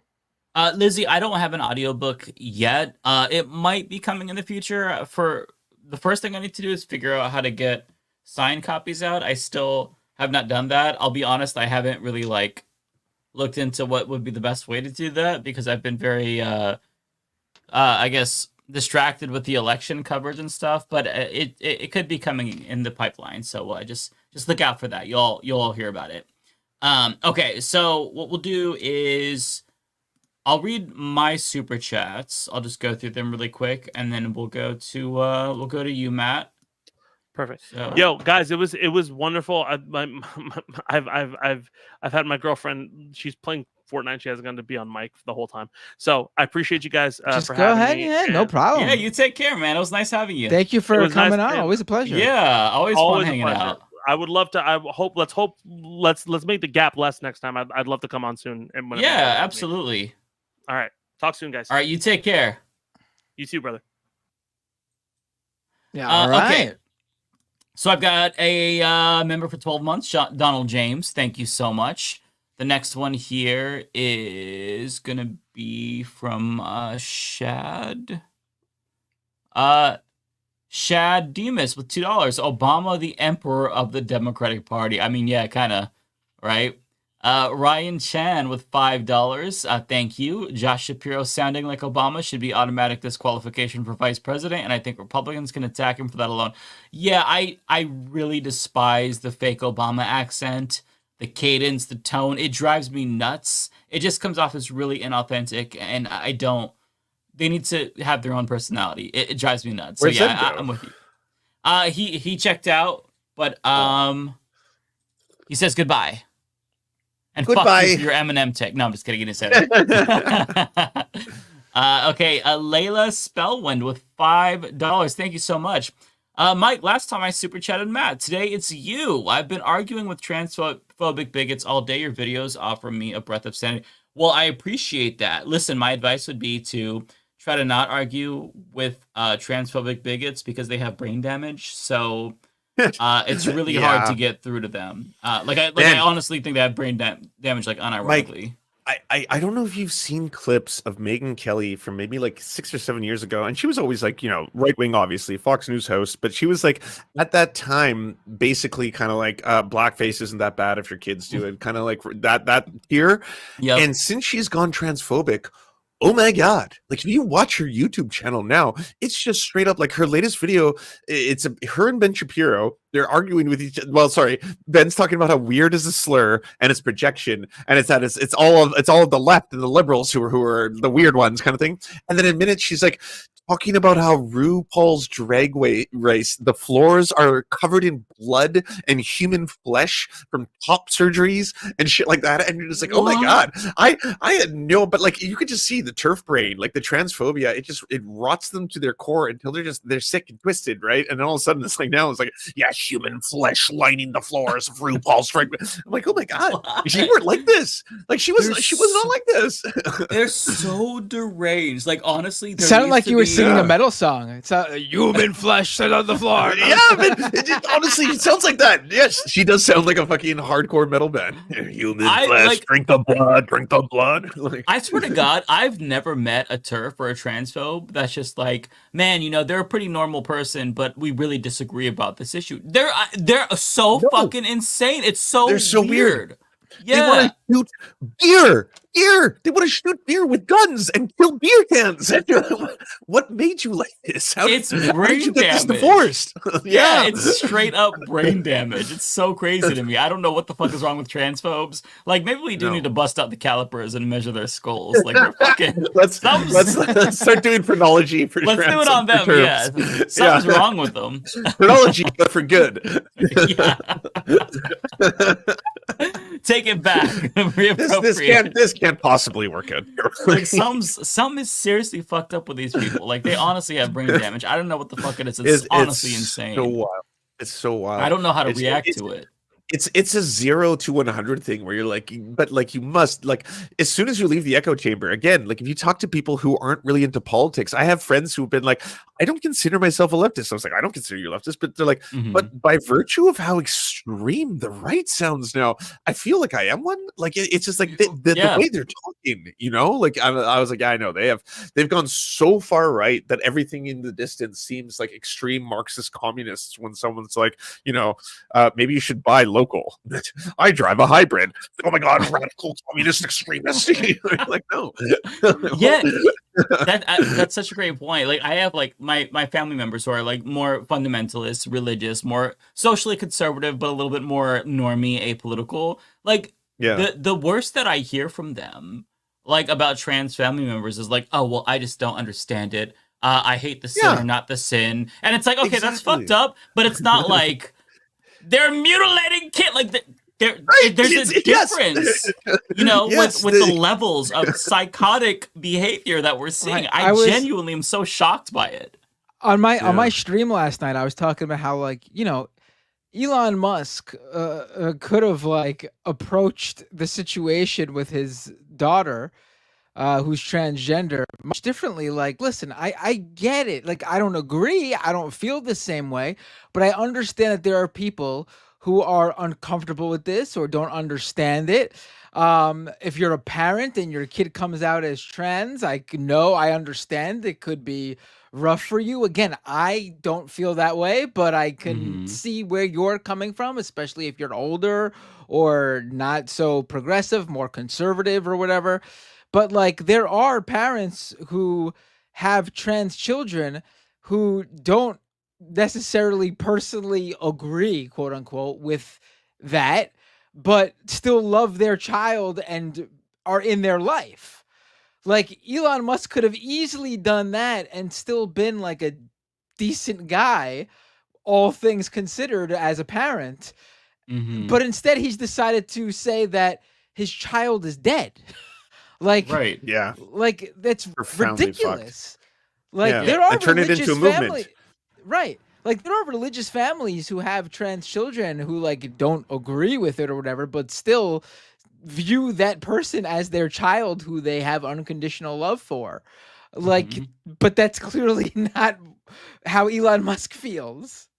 Yeah, just the loudest transphobes on the internet, they are absolutely as far away from like the average person as you can get. Like, there are transphobes just everywhere in society, but like the degree of intensity that you see from people like J.K. Rowling, it's next level. Like, it's an obsession. It's an obsession. Yeah. You are willing to firebomb your legacy for this shit. Like, it's profoundly, like, look at Glinner. Look at like just the timeline of the strange, the divorce particles, how they just accelerate as he goes deeper and deeper into this shit, and eventually they overlap with like flat earthers, fucking racist, race realists. Like, it's not too long before you start doing some really fucked up shit. Yeah, it's giving culty vibes. Like, I don't think it's a cult, but it's giving culty vibes. Like, that level of like dedication. It's fucking weird, man. Okay, so the next one here is from Shad again. Thank you for the $5. Mike Figueredo is a man. Well, thank you so much. I would like to think I am. So I appreciate you saying that, I guess. Thank you for the gender Mike, confirmation. If that's true, show us your genitals. That is the weirdest shit they go in. I just cannot understand it at all. Like, it's so weird. Can we play the Jean Lajoie video a little bit? He predicted all of this 16 years ago. I don't know if you've seen Well, "Show I've Me never Your seen Genitals" by Jean-Louis Joie. Really? Oh yeah. This is 100% the RNC. This is John this is LaJoie 100%. guy? Yeah. Oh, from okay, Quebec. I've seen that. Oh Okay, my god, I need watch. to Okay, rewatch just that. watch the first. Yeah, watch the first couple minutes of this and tell me this is not the RNC 2024, like verbatim, word for word. It's Can like, we hey, by play the way, that? Is that like oh copyrighted? yeah, that's fine. No, I Okay. played it on stream today. He's the dude that did the whole guns don't kill people. I kill that people with guns. I put it in the chat. But like, listen to the lyrics, and this is like, just keep in mind how every single like right winger and Republican is essentially like, hey, we need to tone down the sexism and the racism and the strange and the weird, and then basically this is how they're replying. God, it's been a while since I've seen this. It's in the chat of the Streamlabs. Okay, here we go.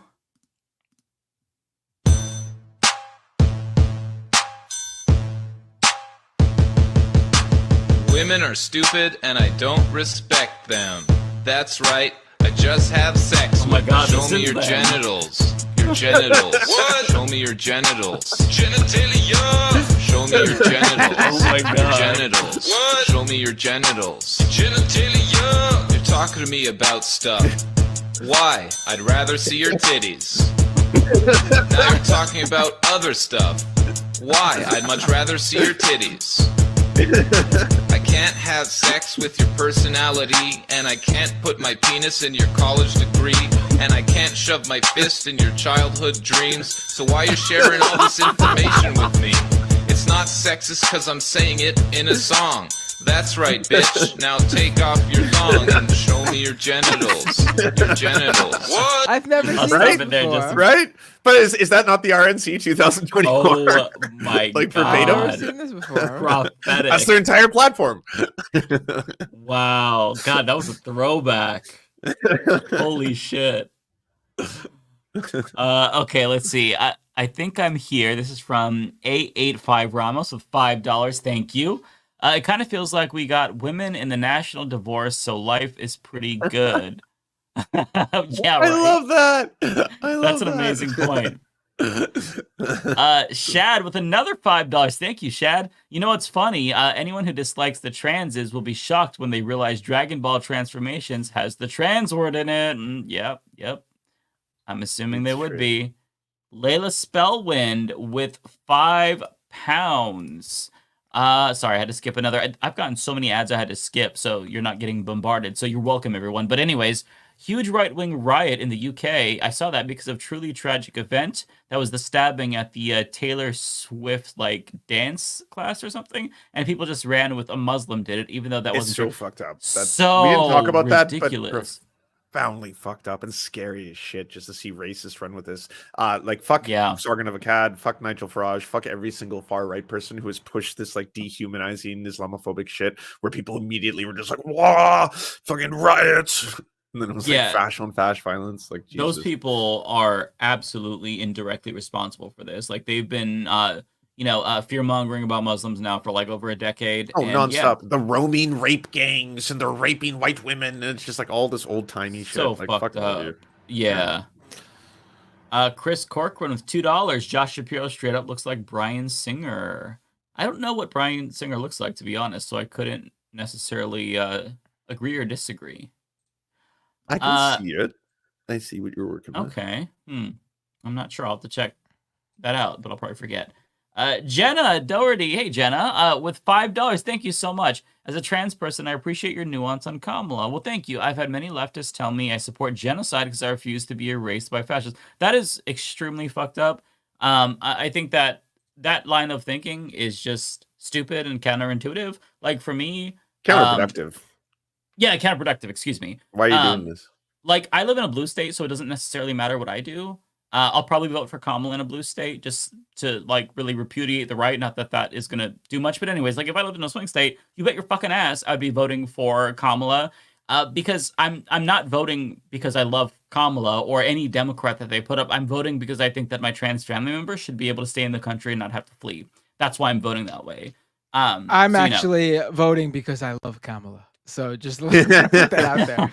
Mamala, as Bender frequently calls her. That's my sounds like a shit lib to me. That's my single. There's a shit lib take. I usually vote for I'm so over it. I usually vote for who I'm crushing on. Hence my 2020 Joe Biden vote. Nice. Okay, Ryan Chan with $2. Thank you. Remember Kamala's Medicare for All of 10-year rollout plan? Oh my god, I don't remember that, but I remember some interesting Medicare for All plans. Back in 2020, there was Medicare for All Who Want It with Buttigieg. There was Elizabeth Warren's attempt to do like public option for the first 2 years, and then the second half of her administration, after she probably loses the House, then she do Medicare for All. Very weird plans. They just didn't really want to support Medicare for All. They were afraid, but yeah. So, Mike, you when you said shit lib just reminded me of like, I wonder what Jimmy Dore's takes are right now on this entire like coconut tree pill revolution. I had no idea what from him. Yeah. Where's I just went to his website and it's like beat for beat the exact same talking points of Republicans and right wingers. Just every single video, like Kamala's inappropriate laughter shows her sociopathy. Whites for Kamala, ultimate cringe. Blah blah blah. Like they're all just like indistinguishable from a right wing channel covering these. I wonder if topics. he's finally going to have the courage to just straight up endorse Trump. I wonder. Like, we all know he's going to vote for Trump. He might vote for RFK, to be fair. But, I mean, he's effectively, like, a Republican at this point. So, but I will say that I think he's a little bit more savvy than Dave Rubin in that he knows that being, like, the liberal comedian is going to get him a little bit more attention on the right. So he might try to, extend the whole I'm still a liberal thing. But, I mean, no leftist is watching Jimmy Dore.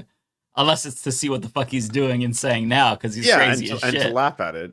He's also got a video promoting Here Comes American Communism. Make communism great again with Jackson Hinkle. Now the American Communist Party.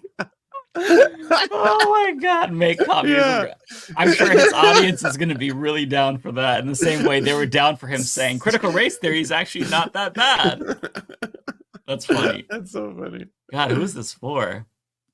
Yeah, I know. George Everett with $10. Thank you, George. Gut says Bashir will be the pick. The idea of him debating JD Vance seems too good to pass up. And he's the most popular Dem governor in the country. Plus, he can also carry PA with similar demos to KY. Yeah, honestly, I think that Waltz has jumped up above Bashir, but I'm fine with Bashir too. One thing that's interesting, and I can't unhear this since my husband pointed it out, but if you watch The Righteous Gemstones, there's a character named BJ on it, and he sounds just like Andy Bashir. He's kind of like a nerdy twink white guy who's married to the daughter. Oh, right. He's a good character. He's a hilarious character. Southern accent like that. And yeah, so he does remind me of that. But yeah, I would be fine with Bashir. Okay, let me see where I'm at. So I've got Robe Life next. That is Yo, what's up? Hey, not much, sup. We've got Pandora Bryn with $4.99. I've just got a couple left, by the way. Today, my liberal-ish mom asked me if the M&M tube up JD Vance's ass store was really from his book. No, that's so funny. That's hilarious. What did you tell her? Yes, it's real. Okay, Zia Spots. He stuck it. He stuck it between the couch cushions, and then he did a big jump. He used it as a fleshlight. I love that it's so believable. Everyone's like, "Oh yeah, that sounds like something inside Hillbilly Elegy."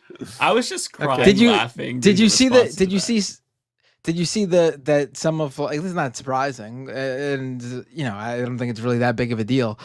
There's because he was a college student when Facebook first came out, the first presidential ticket person who was that age when Facebook came out, and there's like pictures from him back in his early 20s leaking out, and there's one of him passed out on the floor after a night of drinking. I haven't seen it. Yeah, show you should put it on. You should put it on the stream. I don't know if I have it on me. I did see that.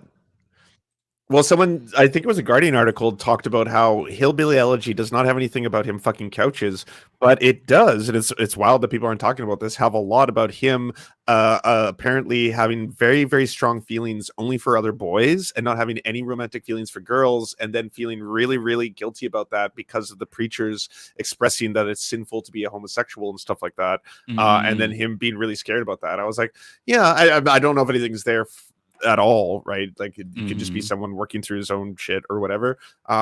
But like the couch stuff is just 100% fabricated. Well, did you hear what his Meemaw said? Did you hear what his Meemaw said to him about when she? This is for real. When he came up to her to tell her that he thinks he's gay,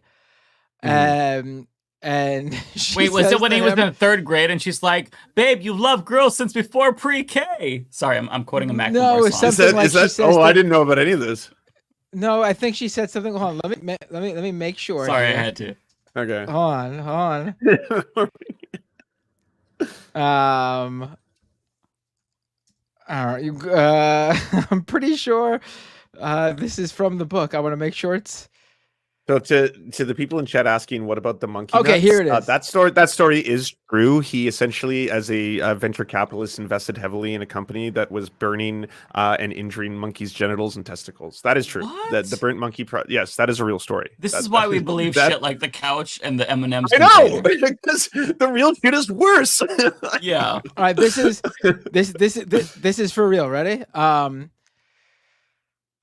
I'll never forget the time I convinced myself that I was gay. I was 8 or 9, maybe younger, and I stumbled upon a broadcast by some fire and brimstone teacher. The man spoke about the evils of homosexuals, how they had infiltrated our society, and how they were destined for hell, absent some serious repenting. At the time, the only thing I knew about gay men was that they preferred men to women. This described me perfectly. I disliked girls, and my best friend in the world was my buddy Bill. Oh no, I'm going to hell. And then this is a report. This is not verbatim from his book, but this is a report. Later in the book, when he brought up the issue with his grandmother, known to Vance as Mima, she replied bluntly, and now this part is in quotes, "Don't be a fucking idiot. How would you know that you're gay?" When Vance explained his reasoning, she laughed. This is another part in quotes, so this is in the book. "JD, do you want to suck dicks?" she said. The young Vance, apparently flabbergasted, said, "Of course not." And then so she replied, "Then you're not gay. And even if you did want to wait. And even if you did want to suck dicks, that would be okay. God would still love you." What a good Mima. She said this to an 8-year-old. Woke Mima. But also, she said this. I don't know how old he is here. I don't know. Do you want to suck? I don't know how old he is here. Wow. Okay, I didn't know that. Listen, I'll just say this for the JD plot Vance. thickens. If you think you might be gay, then you're gay. Okay? No, to be fair, he might just be like a 3 or like a 2 on the Kinsey scale or something like It's that. true. You know what that's I mean? that's the vibes I'm getting. I'll be honest. I'm Yeah. clocking this on behalf of the bisexuals. I think. Yeah, I feel like the vibes that I get from him are mostly bisexual vibes. Although he does wear eyeliner, so you never know. You know. Okay, Zia Spots with $5. She says, "I'm happy to see Dems go and call a spade by calling Repubs weird, but honestly should go a step further and call them creepy as hell." Yeah, I think that's part of it, right? Because you know, they're weird and creepy. They're not necessarily synonyms, but like when you think of somebody weird, creepy also comes to mind given what they talk about. So, but yeah, I agree with you, Zia. Kowalski with $9.99. Thank you, Kowalski. As a high-value man, I only respect politicians who I think could beat me in a fight, or if they're taller than me. Therefore, only Kamala has my respect this election. She could totally kick my ass. That's fair. That's fair. 85 Ramos says, "Y'all reading David Superjazz?" I think we will. Once we go through Max, then we will. I am completely done. Oh, you are? Okay, good. So let's get started on mine. Can you pull mine up for me while I go through and read them on my just end? let me know who All right, this one is the first one I see. Tokyo Hans. Tokyo Hans. Okay. I'm going to find Tokyo Hans. Okay. Shout out to our queen, Nancy Pelosi, listening to Leftist Mafia constituents and getting Joe to drop. Yeah. Joe finally listened to the youth in Pelosi's generation. He can adapt, right? Godcat 48th POTUS with a just a nice little super sticker. Thank you so much. A85 Ramos with a super chat. Bashir is young. I would rather Walz run in 8 years. And then Bashir or Whitmer, maybe they're even Walz VP too. Dems need to have a roadmap. I said this last week that we totally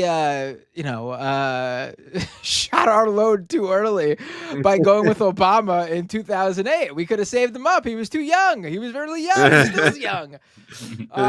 Imagine if we saved Obama for Trump. Like, imagine if Obama was the guy in 2016. Let's be real. If you were allowed to run for more than 8 years in the U.S., Obama would still be the president of the United States. Unbelievably popular, Well, America would probably make him a dictator, right? Yeah.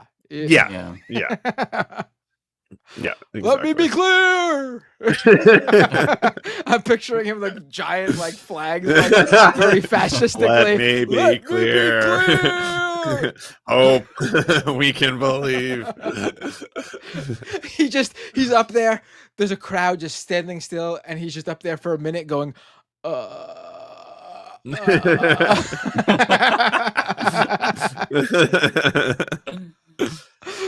Honestly, I'm not going to lie to you. I think in a couple of years, The Rock will be the president of the United States, and that's going to be that'll be Comancho. That'll be Comancho. You will do Idiocracy in real life. You will elect a wrestler. It's going to be some wrestler. Maybe it's not The Rock.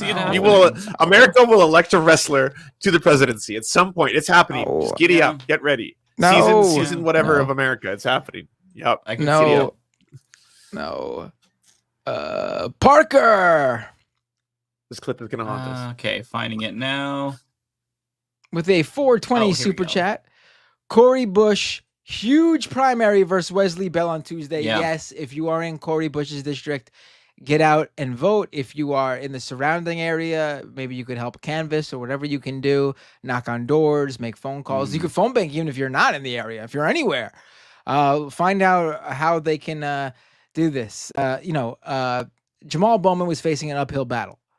I think Cory Bush is a better shot, even though she's also facing a very close contest. But it would look really bad. AIPAC's spending a lot of money. It's so wild. Again, it would look really.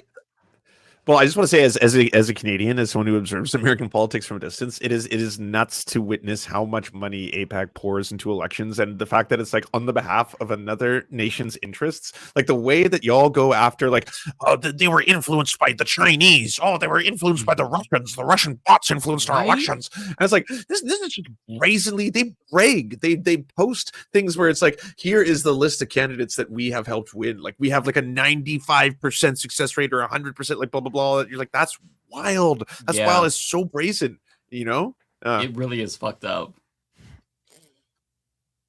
Sorry. Okay, what's your next one, Matt? Oh, whoops, I forgot to tell you my next one. John Deere with a $4.99 super chat. Pritzker expands Illinois Medicaid under his first 115 waiver to cover housing, food, and nutrition services and violence intervention services. Oh. It's not going to be Pritzker. I don't even think they're looking at Pritzker. I don't even think he's interested. I don't feel like he's a guy who would take the VP spot. He seems like he wants to be the main event. He'll run for president in 8 years.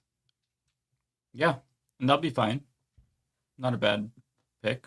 Yeah, no. Some people, that's the way to do it. I can't imagine Obama being a VP. Obama was meant to be the main, the top of the ticket. Yeah, he's Beyonce, not Kelly Rowland. No disrespect to Kelly Rowland, still very talented. Right. But just. I mean, look, Biden was his Kelly Rowland, and look, he became he had his moment in the spotlight. Not as long and not as big as Obama, but exactly. Yeah, no, that's exactly right. Tunbosin with a $5 super chat. Duck them for attacking Alona Mayer of U.S. Women's Rugby. Same people pretending to be manly man wouldn't last 5 minutes on the field. Congrats on third. Right, the women's rugby team, I think we mentioned it, they were dealing with this too, especially that player, Alona Mayer. I mean, she even posted an Instagram like reel of her like talking to camera about how she has to deal with people saying this horrible shit to her, because she's like, I mean, she's a rugby player. What do you like? These are like rugby, boxing. Like, what do you expect the women who do rugby and boxing to look like? They need to gain a certain amount of muscle mass in areas that to, I guess, conservatives make them look less womanly. I mean, but that's part of their sport, that they need to work out and gain muscle mass in those areas. I mean, it's bizarre. Like these guys are freaks. Like these right. Yeah, it's profoundly strange. It's profoundly weird. Yeah. Have you Like, ever seen that it's- photo that shows you all of those professional athletes in all these different categories? Like they each play a different sport, but they're all like Olympians, but in different sports and all their different body types. Where you're just like, these are elite athletes, but look how different every single man and every single woman looks, right? Like it's ridiculous to think that like it's mannish to have muscles. Gross. Meanwhile, they're like fucking dominated by mommy dommy porn, fucking on their search history, shit like that. Like you just know. Everyone is like, it's gay, like a woman who's got any kind of muscle definition. I was like, all right, buddy. Fucking, I woman know what flexing you're bicep hot. Yeah, 1080p. exactly. Yeah. Like, bro, we're talking about the best athletes in the world. Like, they're not gonna be scrawny. Like they're gonna be jacked, man or woman. Like, it doesn't matter. I'm surprised they didn't run with attacking. Maybe they did. I didn't see it. There was a Egyptian, I think, fencer, a woman fencing athlete, who revealed during the game that she was 7 months pregnant doing her fencing match. Wow.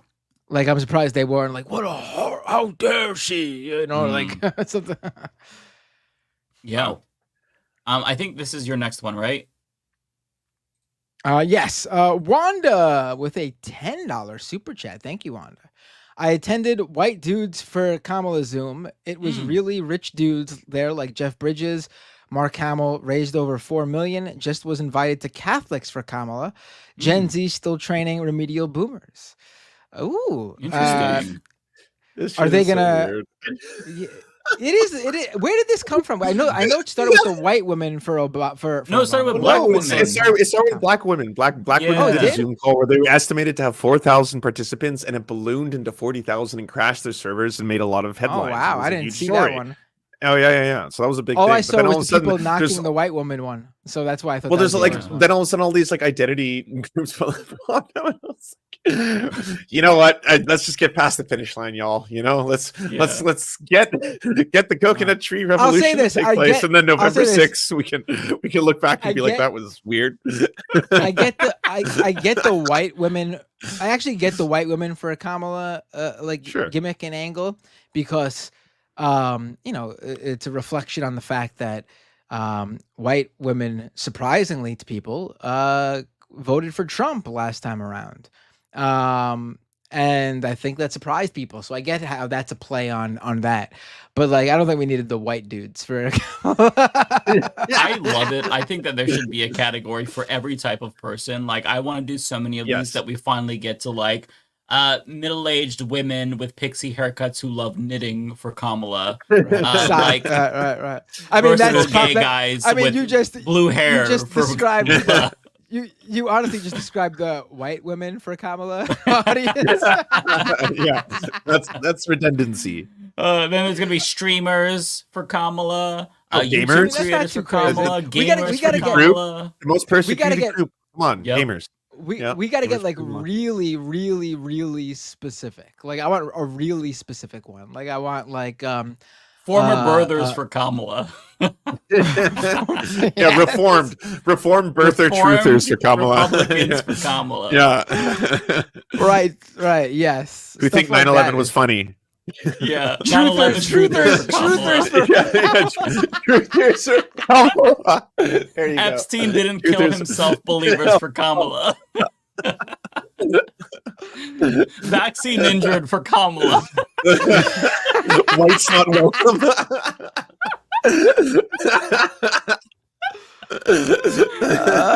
Vaccine injured for Kamala is really funny. Transvestigators for Kamala. They could add an addendum there, like anti-vaxxers for Kamala, and like parentheses after, except for the vaccine stuff. Oh, that's funny. I love y'all. I gotta walk Chico. He's all right. Take care. Bye, fam. See you next week. Peace. All right, we're almost out of here. Yeah, my next is a Parker again with a $2 super chat. LA Knight gonna F up Logan on Saturday for that comment. I hope so. That's referring to this Saturday is WWE SummerSlam, and LA Knight is fighting Logan Paul for the U.S. title. LA Knight is a guy who is suddenly became a big star in the WWE. As he approached, I think he is now 40 or is approaching 40. But he sort of is having his big moment now, late in his career. Okay, well, I hope he fucks I hope he up, wins. I hope he Logan. wins. Yeah. Hell yeah. Okay, what's your next one? This one? Read this one because it was for our guest. Henry King became a member. Thank you so much. Henry King with a chat here. $2 chat. What is that? What is that supposed to be? That is an eggplant emoji and a couch emoji. Oh, it's pretty good. Plausible undeniability. Thank you. Layla Spellman with a super chat. Hi, Matt. Everyone in chat. Lovely day to Ooh, I have hiccups now. Lovely day to you all. Thank you, Layla. Lovely day to you too. Bob Carmody with a membership super chat, member for 8 months. Thank you, Bob Carmody, for being a member for so long. Trump complaining about fact checking really caused a delay. New York Times. Oh, that's why it was delayed. What? Of course. Henry King. Blame them. Right. Henry King with another super chat, $10 super chat. Whoa, $10. Thank you, Henry. Trump says the VP pick historically doesn't matter. Trump, so if you didn't notice, JD looks like Don Jr. That's why I picked him, and that's why he doesn't matter. Respectfully, give me a break. We never got to that clip, but it's really funny because Harris Faulkner is asking Trump the question, and the question is, Trump, we spoke shortly before the event where that shooter tried to assassinate you, and you said there that the VP pick is mostly just pointless because it's just like it doesn't really matter, but you had a premonition that it did matter this time and you needed to really make sure your VP pick was good. And then she asked, do you think JD so based on that, do you think JD Vance will be ready on, day one if he needed to be? And he proceeded to go, the VP pick doesn't matter. Once he reversed back. He went back to the I didn't notice that. Do you have the clip up? I mean, it's really funny. I don't think I have that part because I kind of skipped over the JD Vance parts in my video. That was actually my favorite. People are looking over that one. It's really funny. I wish I picked up on that. There's a lot of gems in that. Right. He basically says, like, he picked JD Vance because anything could happen, and it wasn't just a pointless, like, for show pick. And then now, when asked that question, he's like, the VP pick doesn't matter. It's a for show pick. That's great.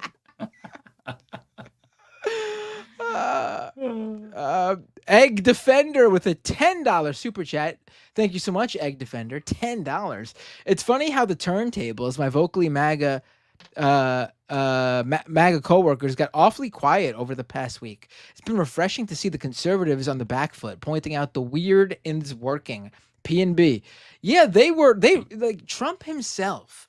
Those final weeks of Biden running a campaign, Trump was literally walking around and telling people what he was doing as if he already was the president. He was like reaching out to world leaders, preparing his cabinet. He was already treating himself like it was an undeniable, unavoidable reality that he's the president. He's going to be the president. He was going to run up the score, try to do that in New Mexico, Virginia. Like, he was really feeling good. Now that's completely stopped. Again, I don't think it's a sure thing she wins, but we have much better shot than with Biden. It's a race now. Yeah, it's a race now. Yes, absolutely. Carrie Shaw with a $20 super chat. Jeez, thank you so much, Carrie. $20. I kind of feel that Trump didn't pick Vance until after the failed assassination attempt because Trump felt invincible and could pick who he wanted instead of who would help him. Yeah, I mean, he really thought that like it was it. He could do whatever I mean, that's why he picked Vance. I feel like he felt like he could pick whoever he wanted, like you said. Yeah. John Deere with a $5 super chat. Illinois Governor J.B. Pritzker signed the bill into law on Wednesday that bans companies from forcing workers to listen to their anti-union talk. That's awesome. He's really one for the future, and I think it's good that he is in the running for VP because we need someone to rally behind in like a Democratic primary in a couple of years. Yeah, we need a strong bench. And I think he'll probably be the biggest name nationally who is the most progressive. I guess barring if Waltz decides to run for president. But I guess it'd be a toss-up between those two, really. We got a few from Shane Foster, so let's read these in a row. Okay. Shane Foster says Atlanta was the Mecca building railroads and trains.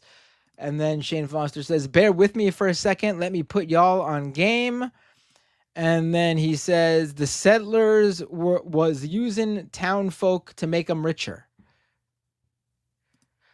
NC Sketchy with a $10 super chat. He was $10. Just in case, because you probably don't know. He was citing the lyrics to "Not Like Us." Oh, I didn't get it at all. I was just trying to be polite. You're like, what the fuck is this? I'll read it, buddy. Just saw a clip. Oh, someone's gonna like cut me reading, not knowing that I'm reading the lyrics. Because I was like, Atlanta was the Mecca, building railroads and trains. I put it to the beat. And I was like, bear with me for a second. Don't let me put y'all on game. I was reading it like as straight up like loser nerdy white guy as possible. The settlers was using town folk to make em richer. I have no fucking clue. I love it though. And see sketchy. Just saw a clip of Senator Kennedy on Neil Cavuto. I mean, you want to talk fucking weird. Senator Kennedy's been a long time fucking weirdo in the Senate. My God. Leghorn Foghorn. Yeah, just saw a clip of Senator Kennedy on Neil Cavuto where Cavuto begs him to stop calling Kamala a ding-dong. Yeah. Kennedy just repeats, I'm sorry if that hurts your feelings, Neil. Hilariously awkward, 10 out of 10. They are absolutely dumb as hell. Even Neil Cavuto is trying to help them, and they can't help themselves. Yep. I did a video on that. Everybody check it out. It was hilarious. Oh, you had seen it already? Okay. Oh, cool. It was a great clip. Yeah, I pounced on that as soon as I saw it. This next one is from Shane Foster again. Wop, wop, wop, wop, wop. Zaid, FM up. I don't know what that is, but let's continue. That's more lyrics. Oh, no idea. I didn't have a clue. I think you knew that time. That was good. Yeah, I did. Yes. Thank you. Thank you, Mike. You're on to me, Mike. Journeyman Ceramics with a super chat. Do you think Elon mad when he hears X dead named? I mean, I'm sure it gets to him a little bit. Kowalski with a super chat. No, that's not from me. Yep. I don't know what that's about. I don't know. Ruben Walton, he's got 2 in a row. Ruben's got 2 in a row. A $7 super chat, thank you, and throwing me an extra $1 for a total of $8. Let's read this. Anyone going to Provincetown this summer? No, I'm not. What is Provincetown? Is that a festival? Or a city in Massachusetts, apparently? I did not know. Yeah, I have no idea. I'm not going there, so no, I'm not sure what's going on. Apparently, this is Provincetown's Bear Week. Oh, okay. Like for the LGBTQ plus community? Yeah, like is it like actual like grizzly bears like, or like bear like twins? that type of bear, not the LGBTQ community is not going to be mauled by bears as they all like actual grizzly bears. It's the annual mauling of the gays.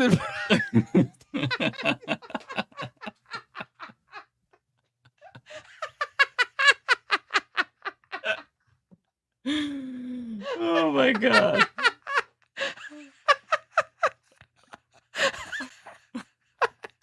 As grizzly bears descend on the town of Provincetown. Oh my god.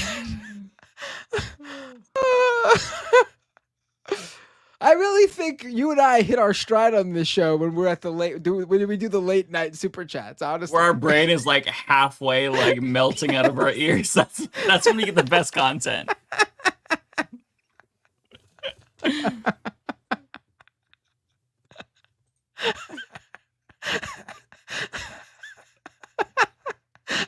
Okay.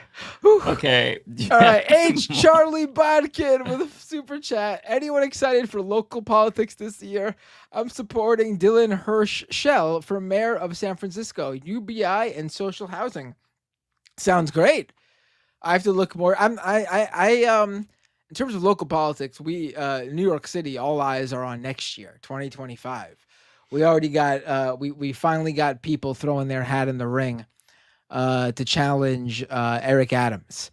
Probably the best choice right now is Brad Lander, just announced with a campaign video he's running.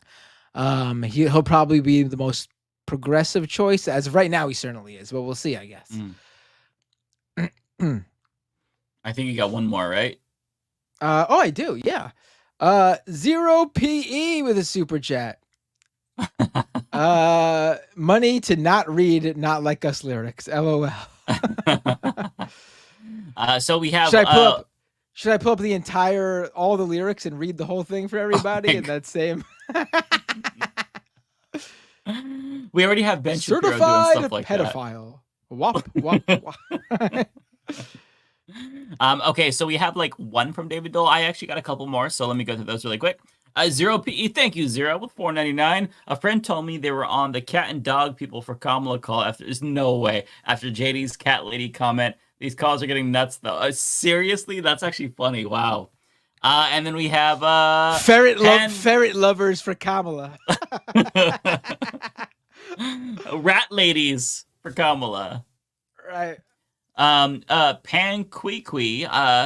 Thank you for the $2. Habibi from the Progressive Voice wants an invite. He should have hit us up earlier. It's too late now. We'll have him on the week after next. I'll reach out to Sahil. No. Next week we're having. Brandon. Sutton yeah. Week after next. Week after next. I won't be here that week. So yeah, I'm gonna be missing a few weeks this month. Actually, unfortunately. I'll be out the week of the DNC, unfortunately. But luckily for me, it does seem like there's not going to be anything too exciting. Right. There's going to be no fight on the floor, no fight at the convention, no. Even the protests, I think, are going to be tamped down. There'll still be protests, but like there was probably going to be huge rallies and protests outside if Biden was still running. But now there still will be, but I don't think it's going to be as like because people are still waiting to see what Kamala's going to be like in there.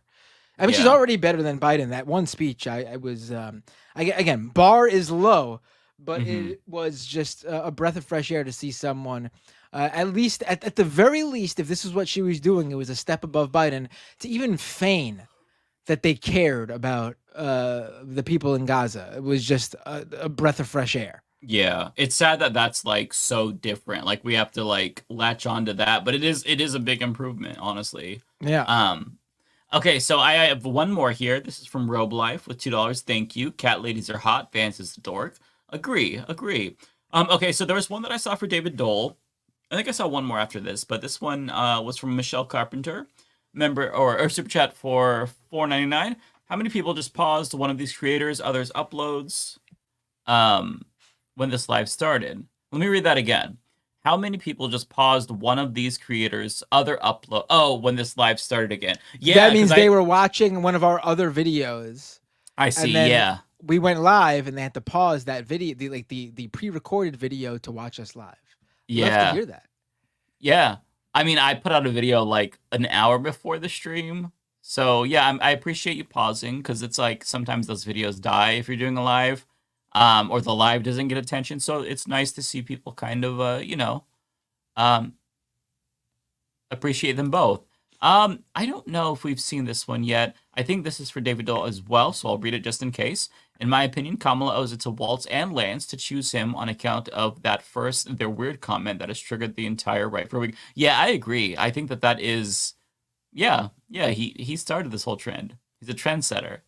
But Bay Photo for David Dole, $4.99. Thank you. I got sick about every 2 months when I worked at a pharmacy. It has to be the daycare for you. Feel better and feel better for the next time too. Appreciate that. We'll tell them. Okay, so I got one more. This is from JCast. This is the last one. Mike dressed up like he's going to a Kid Rock concert. That's fair. That's fair, JCast. Okay, well, that's it, folks. You do look a little Fred Durst today, honestly. Do I? Yeah. I think that's over fair. on Twitch. Oh, and I should let people know this, because I think I talked about this on my stream last night, and it sounded like I was cutting an ad for Apple TV Plus. But I swear to God, I'm not. I'm not getting paid for this. But Twitch let me know that they were doing this for the next 2 weeks in August to, like, I guess, help spur subscriptions to creators. And it seemed like a good deal if you were going to give a subscription to a creator or thinking about doing it anyway. Apparently, for the next 2 weeks, if you subscribe to a creator on Twitch, you get 3 months free of Apple TV Plus.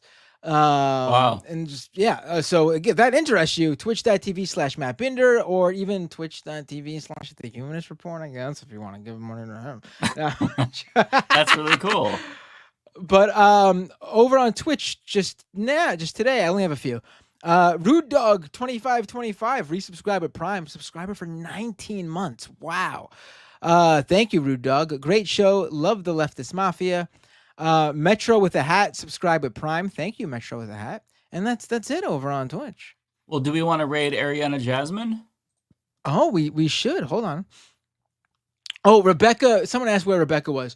Rebecca told us right before the stream that she had to do some family-related things. Nothing serious. Her brother's in town, so she's visiting her brother, and she doesn't get to see him very often. So we understand for sure. I was trying to be a little bit vague in case she didn't want all of her personal life spilled out here on the stream. But Mike is just giving it all out there. Listen, her brother, who she has a rocky relationship with, he's in town, and his wife just left him. So it's a really hard time for.